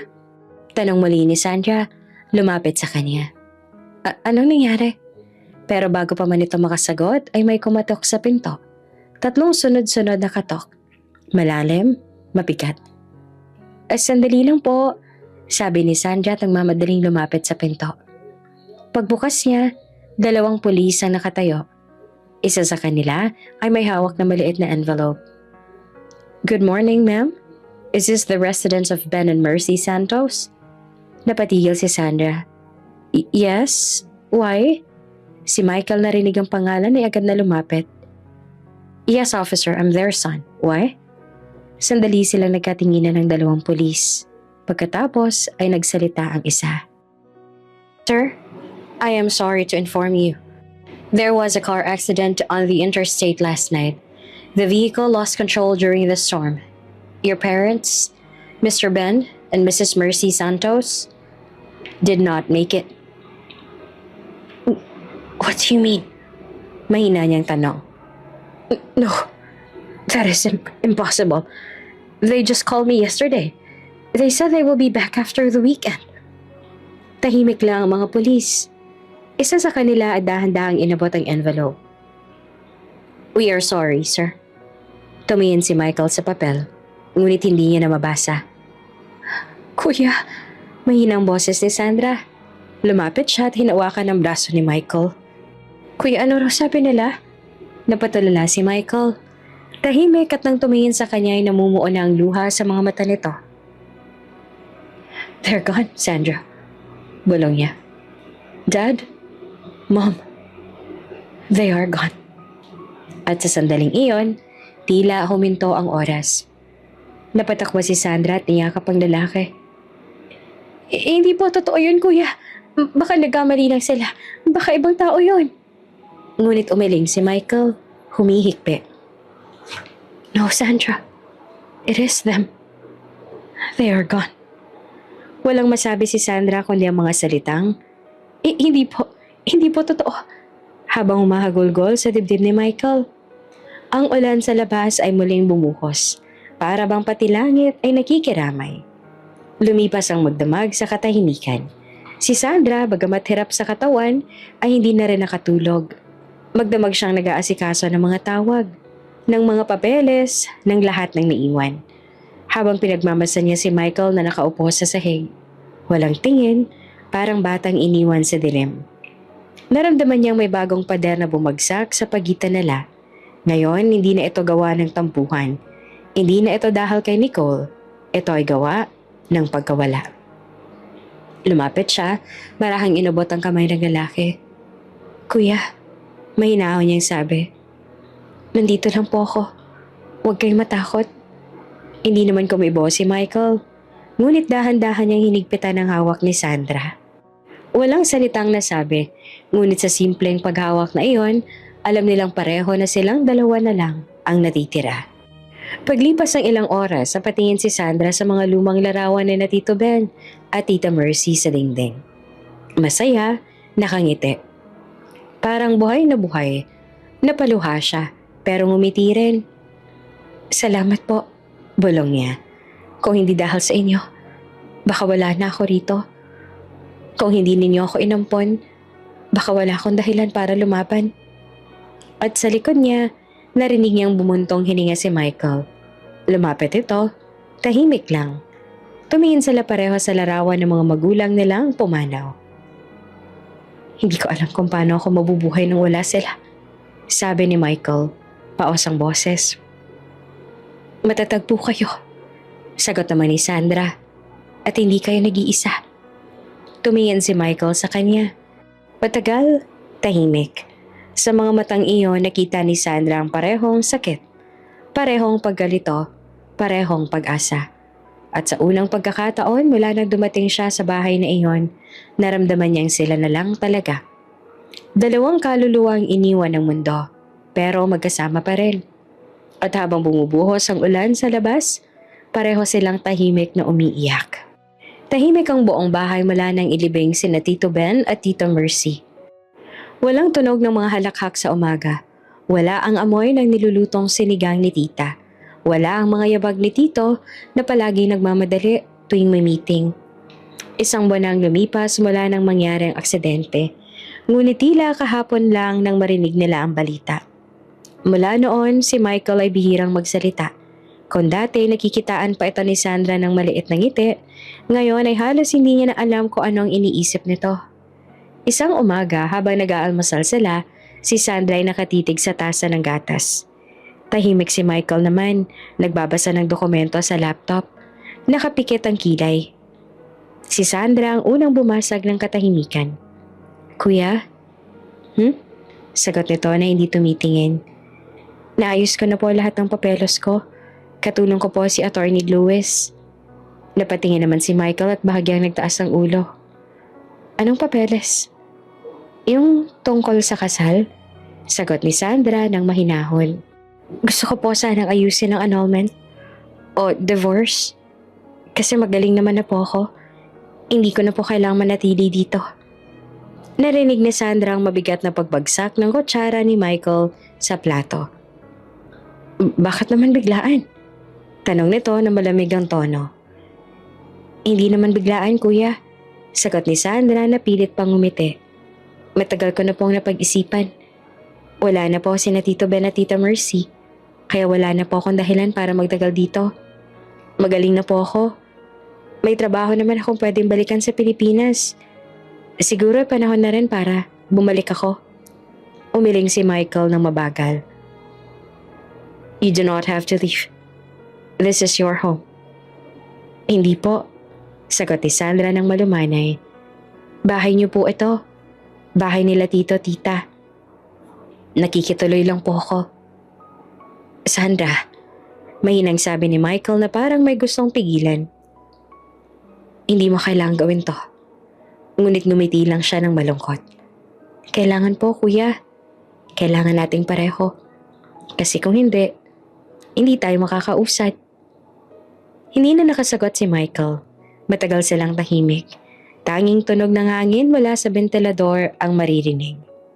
Kung yan ang gusto mo, sabi niya na halos pabulong. Hindi kita pipigilan.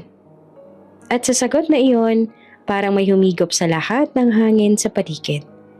Kinabukasan, maagang gumising si Sandra. Inayos niya ang ilang gamit sa maleta. Kaunti lang ang laman nito, gaya ng pagdating niya noon sa bahay na iyon. Marahan niyang hinaplos ang punda ng ulan. Salamat, mahina niyang bulong. Kahit sandali naging tahanan kita. At tuluyan na siyang umalis. Nang dumating si Michael kinagabihan at tahimik ang bahay. Ang ilaw sa sala ay bukas pa rin. May malamig ng kape sa mesa. Nakita niya pa ang liham mula kay Sandra. Binasa ito ng paulit-ulit hanggang sa mabasa ng luha ang papel. Agad niyang tinawagan si Attorney Lewis. Ngunit sabi na to, she already boarded the plane, Michael. She is on her way to Manila. Tahimik lamang si Michael. Hawak ang telepono. Sa sandaling iyon, alam niyang wala na siyang magagawa. Hindi niya pinigilan dahil akala niya iyon ang gusto ni Sandra. Lumipas ang mga taon, matapos ang pagluluksa, unti-unting bumalik sa trabaho si Michael. Ipinagpatuloy niya ang negosyo ni Tito Ben at pinalago ito ng husto. Dahil sa talino at tiyaga niya, lumaki ang kumpanya. Naging isa siya sa pinakabatang CEO sa California. Kilala bilang matatag, matalino at seryosong negosyante. Ngunit sa kabila ng tagumpay, madalas pa rin niyang madama ang katahimikan sa gabi. Sa bawat kontrata na pinipirmahan, sa bawat press conference, sa bawat tagumpay, may kakabit na pagod na hindi niya maipaliwanag. Isang gabi sa gitna ng isang party, lumapit si Nicole. Matagal na mula nang huli silang magkita at ngayon ay muli silang magkausap. You have changed, sabi ni Nicole, hawak ang wine glass.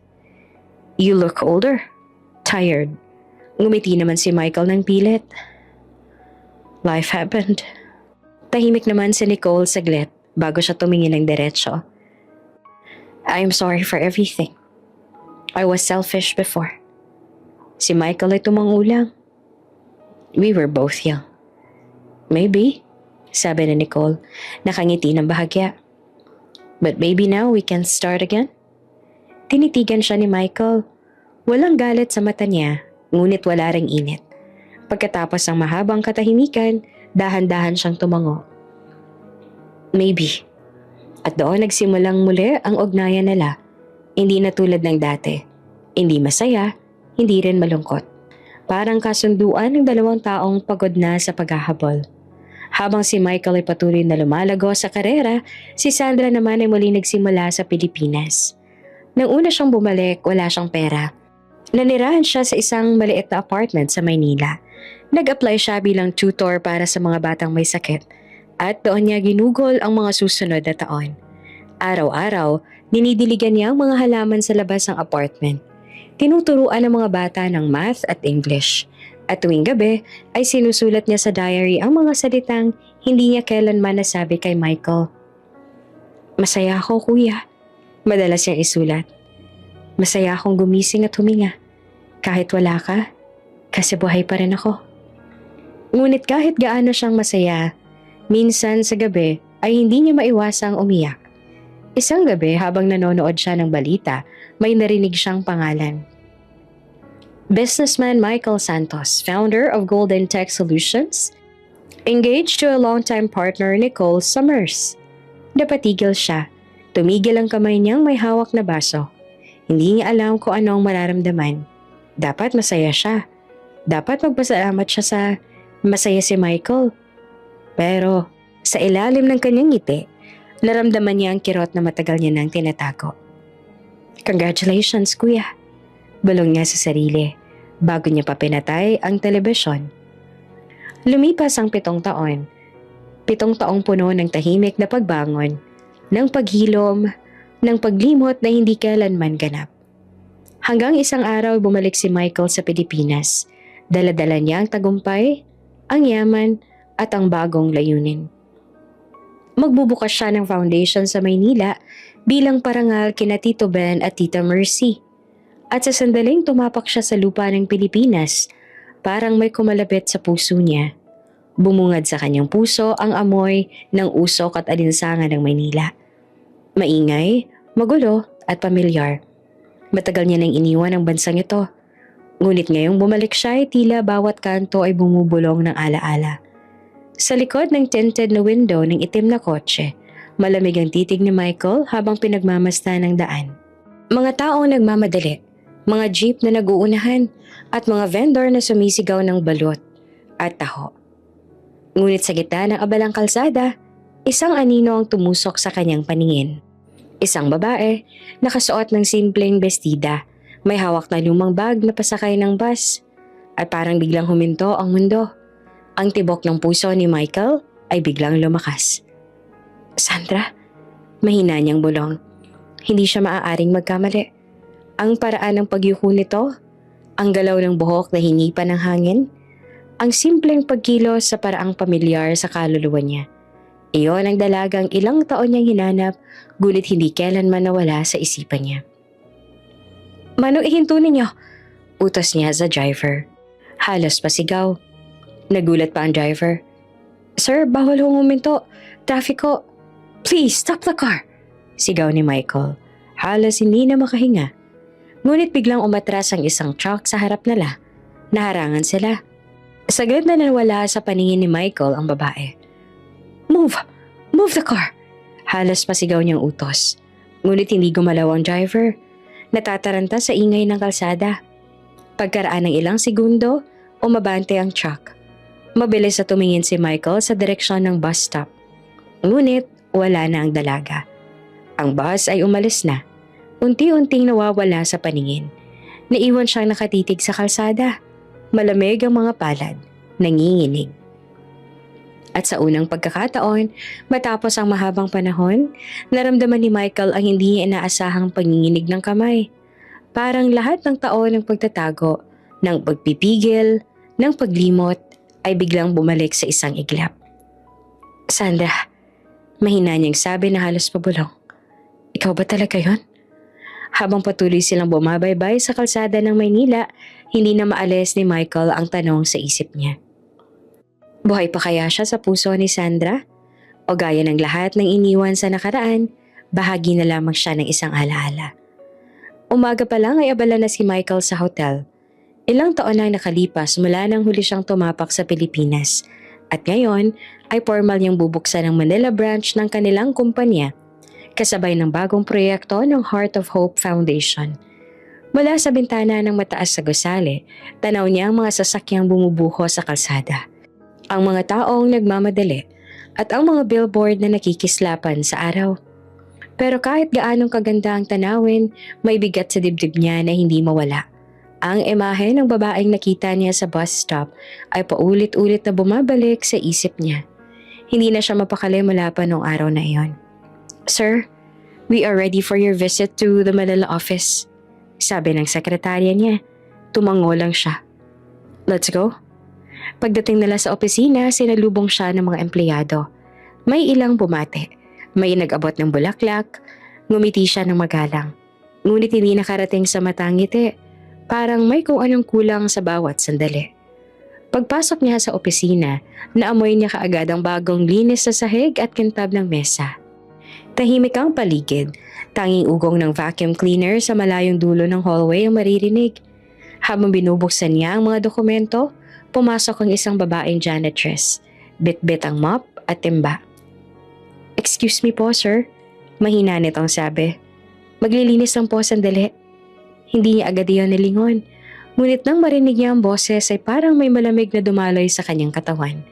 Pamilyar, mahinahon, parang mula sa panaginip. Dahan-dahan siyang lumingon at halos mabitawan niya ang hawak na papel. Si Sandra. Ang buhok nito ay maikli na ngayon. May bahagyang puti sa gilid. Nakasuot ito ng simpleng uniform at nakayuko habang pinupunasan ng sahig. Hindi niya alam kung anong mararamdaman. Parang huminto ang oras. Sandra? Napatigil ito. Nanginginig ang kamay. Mabagal itong tumingala. At doon, nagtagpong ulit ang kanilang mga mata matapos ang 7 taon. Sir, mahinang sabi ni Sandra na pilit nang umingiti. Pasensya na po kung maingay ako. Lilinisin ko lang po sandali. Sandra? Ulit diba ni Michael na halos hindi makapaniwala. Is that you? Ngumiti lang siya ng malamlam. Ako nga po. Tahimik, wala silang narinig kundi ang tulo ng tubig sa timba. Nakatitig lang si Michael, hindi makagalaw. Hindi niya alam kung lalapit ba siya o lalayo. Bakit? Halos hindi niya matapos ang tanong. Bakit hindi mo sinabi? Anong sasabihin ko, kuya? Sagot ni Sandra na magaan ang tinig pero may lungkot. Na janitress ako rito, na hindi ko man lang kaya magpakilala ng maayos. Hindi mo kailangang itago sa akin. Sabi ni Michael na halos pabulong. Ngumiti naman siya. Wala naman po akong tinatago. Dito ako nagtatrabaho. Masaya naman ako. Pero alam ni Michael na hindi yun totoo. Ang mga mata ni Sandra ay hindi nagsisinungaling. May pagod, may kirot, at may bakas sa mga taon na nagdaan. Magaling ka na raw noon sabi niya. Ano nangyari? Tumalikod si Sandra at piniga ang mop. Nagtrabaho ako bilang tutor. Pero nagkulang ang pondo ng center kaya nagsara. Nagturo ako sa mga batang may sakit. Yung natitira kong pera ay pinambayad ko sa mga gamot nila. Ginamit mo lahat ng pera mo para sa iba? Tumawa siya ng mahina. Masaya ako roon. Mas mabuti nang akong mahirapan kaysa sila. Tahimik si Michael. Pinagmasdan niya ito habang nagpapatuloy sa pagpunas ng mesa. May kakaibang tibok sa dibdib niya. Parang guilt at paghanga na magkahalo. Pagkatapos ng ilang sandali, lumapit siya. Sandra, please, umupo ka muna. Umiling ito. Bawal po akong umupo habang oras ng trabaho. Hindi mo ako boss dito ngayon, sabi ni Michael. Kaibigan mo ako. Napayuko si Sandra. Dahan-dahan niyang inilapag ang mop at umupo sa gilid ng mesa. Tahimik silang dalawa. Hindi ka ba nag-asawa? Tanong ni Michael na maingat. Umiling si Sandra. Hindi na po. Ayoko pong magpanggap ulit. Ayoko magmahal ng may kasinungalingan. Napatingin si Michael sa sahig. Nicole and I, we're not together anymore. Nagulat naman si Sandra. Huh? Akala ko po. She left. Sagot ni Michael. Years ago. She said she could not marry a man whose heart belonged somewhere else. Tumingin si Sandra sa kanya, gulat at naluluha. Kuya, I never stopped thinking about you. Sabi ni Michael na mahina pero malinaw. Kahit saan ako magpunta, kahit gaano ako kayaman, lagi ikaw nasa isip ko. Umiling si Sandra, halos hindi siya makapaniwala. Hindi mo dapat sinasabi yan. Bakit hindi? Tanong ni Michael. Totoo naman. Umiyak si Sandra. Pinunasan ng mata gamit ang kamay. Kasi mali, kuya. Dati pa alam mo kung bakit ako umalis, di ba? Hindi dahil ayoko manatili. Umalis ako kasi natutunan kitang mahalin. At hindi ko kayang mabuhay araw-araw na tinatawag kang kuya. Habang alam kong mali iyon. Napatigil naman si Michael. Ang bawat salita ni Sandra ay parang sibat sa dibdib niya. Hindi ko gusto na masira ang ginawa ni na tito-tita para sa atin. Patuloy pa ni Sandra. Mahal ko sila. Pero mas lalo kitang minahal. At hindi ko kayang dayain ang sarili ko. Tahimik naman si Michael. Nanginginig ang labi. Sandra. Tumayo siya at lumapit. Alam mo ba kung gaano ko pinagsisihan na hindi kita pinigilan noon? Na hinayaan kitang umalis. Na walang kahit isang salitang pigil.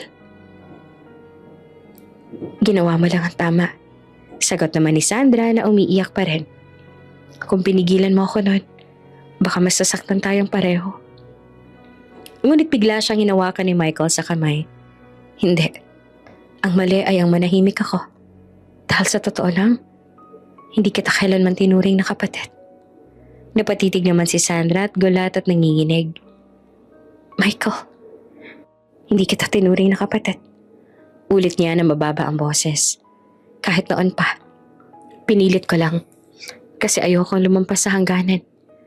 Pero sa bawat araw na kasama kita, sa bawat ngiti mo, sa bawat pagluha mo, alam kong hindi kapatid ang tuuring ko. Hindi na nakasagot si Sandra.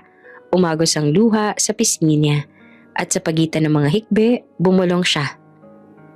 Mahal pa rin kita. Then let me take care of you. Sagot ni Michael na mariin. Wala nang hangganan ngayon. Wala nang dapat ikahiya. Ngunit bago pa man niya maituloy ang sasabihin, biglang napahawak si Sandra sa dibdib. Napaubok siya ng malakas at may bahid ng dugo sa labi. Sandra! Sigaw ni Michael at agad siyang inalalayan. Hey, look at me, Sandra. Nanginginig ang katawan nito. Okay lang ako. Baka pagod lang. Hindi ka okay. Sabi ni Michael na halos manginig ang tinig. Call an ambulance, now! Sigaw niya sa labas. Agad na nagsitakbuhan ng mga staff.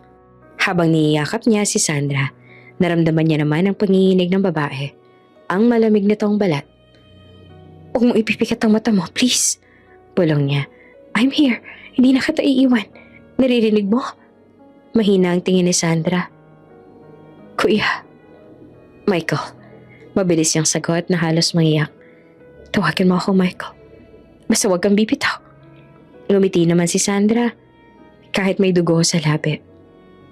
Mahal kita. Michael. At bago pa man niya marinig ang susunod, dahan-dahan itong nawala ng malay. Sandra! Sigaw ni Michael na halos mapatid ang boses. Sandra, please, wake up! Habang dinadala ito ng mga nurse papuntang ospital, nakasunod lang si Michael. Basang-basa ng luha. At sa sandaling iyon, naramdaman niyang muling bumalik ang takot na matagal niya nang nilabanan. Takot na muling mawala ng minamahal. Takot na huli na naman ang lahat. Sa gilid ng ambulansya, hawak pa rin niya ang kamay ni Sandra. Malamig na, nanginginig. At sa isip niya, iisang panalangin lang ang paulit-ulit niyang sinasabi. Huwag na yun. Huwag mo muna siyang kunin. Hindi pa tapos ang kwento namin. Sa loob ng ospital, habang nakasabit ang dextrose kay Sandra, nakaupo si Michael sa gilid ng kama. Walang tigil sa pagbabantay. Sa bawat paghinga ng dalaga, tila nakabitin ang buong mundo. At sa katahimikan ng gabi, isang mahinang tunog ng beep mula sa monitor ang pumunit sa hangin. Tahimik ang gabi sa ospital. Tanging ugong ng mga makina at mahihinang hakbang ng mga nurse ang maririnig. Sa loob ng silid, nakaupo si Michael sa tabi ng kama ni Sandra. Magdamag na siyang hindi umalis doon. Ang mga mata niya ay namumugto. Ang buhok, magulo. At ang mga daliri ay nakahawak pa rin sa kamay ng dalaga na may nakakabit na tubo sa braso. 2 araw na siyang hindi halos kumain. 2 araw nang bumagsak si Sandra sa opisina. Please, wake up. Bulong niya ng paulit-ulit. Parang dasal na walang katapusan. Bumukas ang pinto, pumasok ang doktor. Mr. Santos, stable na ang kondisyon niya. She's out of danger now. Parang huminga muli si Michael matapos marinig iyon. Napapikit siya at halos mangiyak. Salamat, Doc. Salamat talaga. Ngumiti naman ang doktor. Pero kailangan pa rin niyang magpahinga. Bawal siyang ma-stress. Huwag muna natin pag-usapan ng trabaho o anumang mabigat. Ang kailangan niya ngayon ay katahimikan. Tumango naman si Michael. Aalagaan ko siya. Hindi na siya mag-iisa. Paglabas ng doktor, lumapit siya sa kama. Mahina, ngunit maayos na ang paghinga ni Sandra. Maputla pa rin ang mukha, ngunit may kulay na ulit ang labi. Dahan-dahan niyang hinaplos ang buhok nito. Maya-maya ay kumilos si Sandra. Dumilat ang mga mata nito. Mabagal, parang galing sa malalim na panaginip. Michael, mahinang bulong nito. Agad siyang lumuhod sa tabi ng kama. Hey, I'm here. Ngumisi naman si Sandra ng pilit. Bakit ka nandito? Akala ko nasa opisina ka. Hindi ko kayang umalis. Sagot ni Michael. Hindi ko nahahayaang mawala ka ulit. Napatingin si Sandra sa kanya. Muntik na ulit ako, no? Tumawa si Michael at pilit pa ding pinipigil ang luha. Oo, pero hindi na kita hahayaang lumayo kahit sa ganitong paraan. Tahimik silang nagkatitigan. May luha sa gilid ng mata ni Sandra. Ngunit hindi na iyon luha ng sakit. Para iyong luha ng pagbalik, ng pagtanggap, ng pag-ibig na hindi na kailangang itago. Michael, bulong ni Sandra. Bakit ka pa rin nandito? Pwede ka namang umalis ha. Pwede mo naman akong iwan gaya ng dati. Hindi ko na kagawin yon. Sabi niya sa mariin na boses. Ayoko nang ulitin ang pagkakamaling yon. Pero bakit? Tanong ni Sandra. Anong dahilan? Tinitigan siya ni Michael at walang pag-aatubili niya sinabi. Dahil mahal kita. Hindi na ito tungkol sa utang na loob o sa awa o sa nakaraan. Mahal kita, Sandra. Natigilan naman si Sandra. Parang hindi siya makahinga. Michael. Lumuhod si Michael sa tabi ng kama. Kinuha ang kamay nito at inilapit sa kanyang labi. Minsan ikinasal tayo para lang manatili ka sa bansang yon. Para lang mabuhay ka. Pero ngayon, gusto ko maikasal tayo dahil gusto ko mabuhay. Nakasama ka. Hindi na nakapagsalita si Sandra.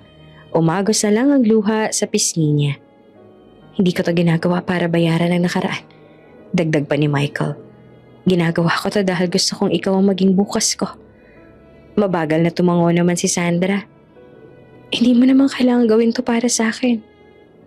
Ginagawa ko to para sa ating dalawa. Sagot ni Michael. At doon, sa ilalim ng maputlang ilaw ng ospital, humawak si Michael sa kamay niya at muling nagtanong sa pinakamalambing at tapat na tinig. Pwede bang pakasalan mo ulit ako, Sandra? Tumulo ang luha ni Sandra at sa gitna ng pag-iyak ay ngumiti siya. Oo, Michael. Oo. Lumipas ang ilang linggo at unti-unting bumalik ang lakas ni Sandra. Araw-araw siyang dinadalaw ni Michael. Pitpit ang mga bulaklak na gusto nito. Minsan naghahanda siya ng lugaw o di kaya'y sinigang. Minsan ay mga bulaklak mula sa garden ng foundation. Ang dating lungkot sa pagitan nila ay napalitan ng tahimik na kasiyahan. Isang umaga, sinabi ni Michael, "May plano ako." "Ano yun?" Tanong naman ni Sandra habang nagbuborda ng maliit na panyo. "Gusto kong ituloy ang kasal natin," sabi niya. "Simple lang. Walang ingranding handaan. Sa maliit na kapilya lang, kasamang mga bata ng foundation." Nagulat naman si Sandra. "Michael, hindi mo kailangang..." "Gusto ko," putol niya. "Hindi dahil sa dapat, kundi dahil sa gusto ko. Gusto kong ipakita sa mundo na ikaw ang pinili ko. Hindi dahil kailangan, kundi dahil ikaw ang mahal ko." Tahimik si Sandra. Pinipigil ang pagluha. "Hindi ko akalaing mangyayari pa to sa atin." Ngumiti rin si Michael. "Hindi rin nga ako naniniwala noon. Pero siguro, kapag totoo ang isang bagay, kahit ilang taon pang lumipas, babalik at babalik yan." Ilang linggo pagkatapos, ginanap ang kasal sa maliit na kapilya sa Maynila. Walang magarbong dekorasyon, mga puting bulaklak lang sa gilid ng altar, at mga batang ulila na hawak ng tigi-isang kandila. Habang naglalakad si Sandra papunta sa altar, tila bumagal ang oras. Nakatingin lang si Michael sa kanya, at sa bawat hakbang ng babae ay parang binubura ang lahat ng sakit ng nakaraan. Lahat ng gabi ng luha, lahat ng taon ng paghihintay, lahat ng pagkukulang at takot. Pagharap nila sa isa't isa, hinawakan ni Michael ang kamay ni Sandra. Sa harap ng Diyos, ng mga batang saksi natin ngayon, sabi ng pare, handa na ba kayo magbigayan ng panata? Tumango naman si Michael, ngumiti si Sandra at umiiyak na. Michael, sabi niya na mahina pero malinaw. Nung una tayong kinasal, takot akong tumingin sa'yo. Takot ako kasi alam kong hindi totoo yon. Ngunit ngayon, wala na akong takot. Kasi ganito pala kasaya ang totoo. Napangiti naman si Michael. Sandra, nung una kita nakita, isang dalagang payat at mahihain ang dumating sa bahay namin. Hindi ko alam na sa araw na yon, dumating din pala sa buhay ko ang dahilan ng bawat paghinga ko. Ngayon, alam ko na kung bakit kita hindi makalimutan. Kahit ilang taon ang lumipas dahil ikaw talaga ang tahanan ko. Mabagal na inalapit ni Michael ang kanyang labi sa kanya. At sa unang pagkakataon matapos ang napakaraming taon, wala nang alinlangan. Wala nang lihim. Isang halik na puno ng pag-ibig, ng pagpapatawad at ng pangako. Umalingaw-ngaw ang palakpakan ng mga bata. May ilan pang sumigaw ng yehey habang pinapalipad ang maliliit na puting papel sa ere. Natuwa naman si Sandra, humahagik-ngik sa gitna ng pag-iyak. Ang iingay nila. Sabi na't ngumiti naman si Michael. Masaya sila para sa atin. Sila ng tunay na pamilya natin. At sa mga matang iyon, nakita ni Sandra ang kinabukasan.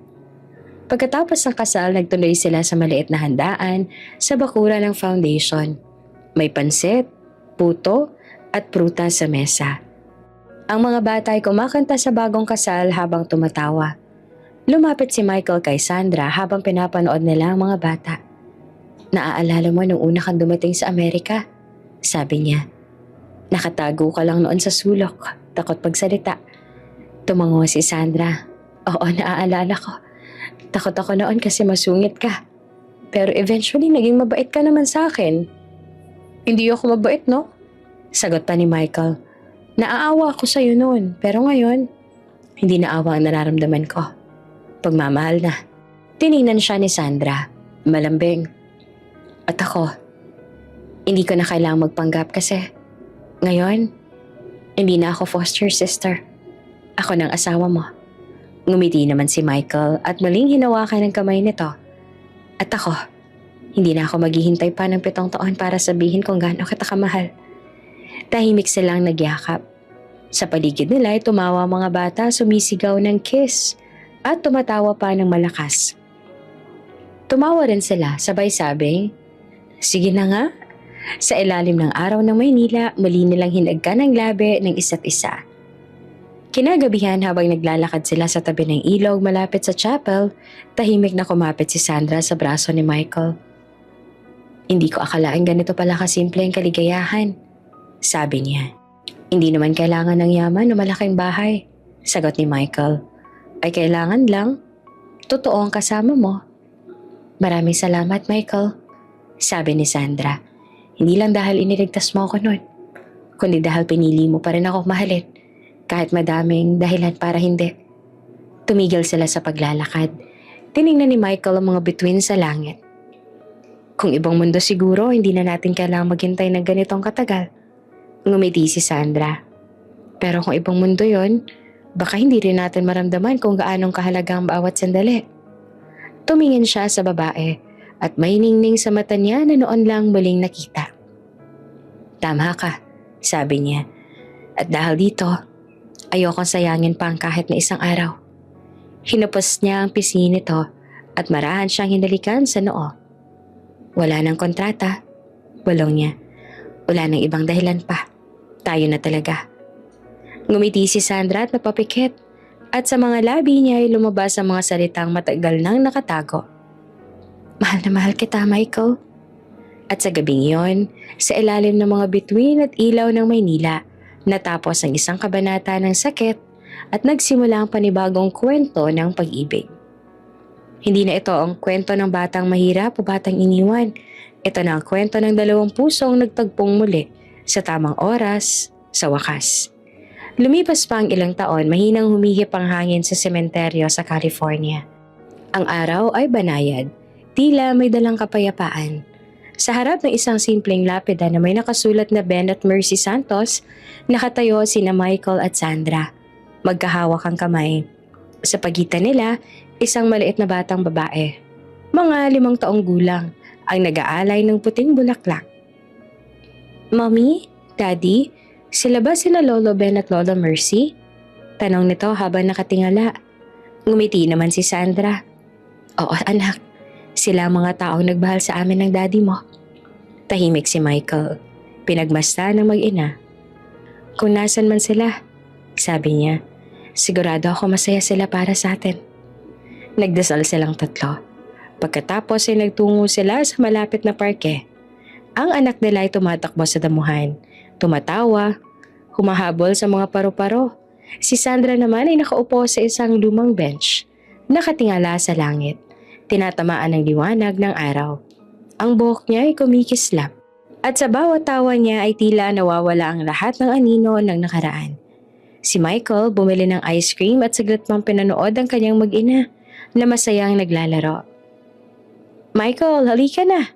Pagtawag pa ni Sandra. Tumakbo si Michael papalapit sa kanyang mag-ina. Yumakap at bumulong. Mahal na mahal ko kayo. At sa mga sandaling iyon, isang rainbow ang sumilay sa kalangitan. Tanda ng pagpapatuloy ng kanilang kwentong puno ng saya at wagas na pagmamahalan. Bago ka pa lang sa channel neto, ibang kwento ni Ate Jane, istorya mo, ikwento ko. Huwag kalimutang pindutin ang notification bell at subscribe button.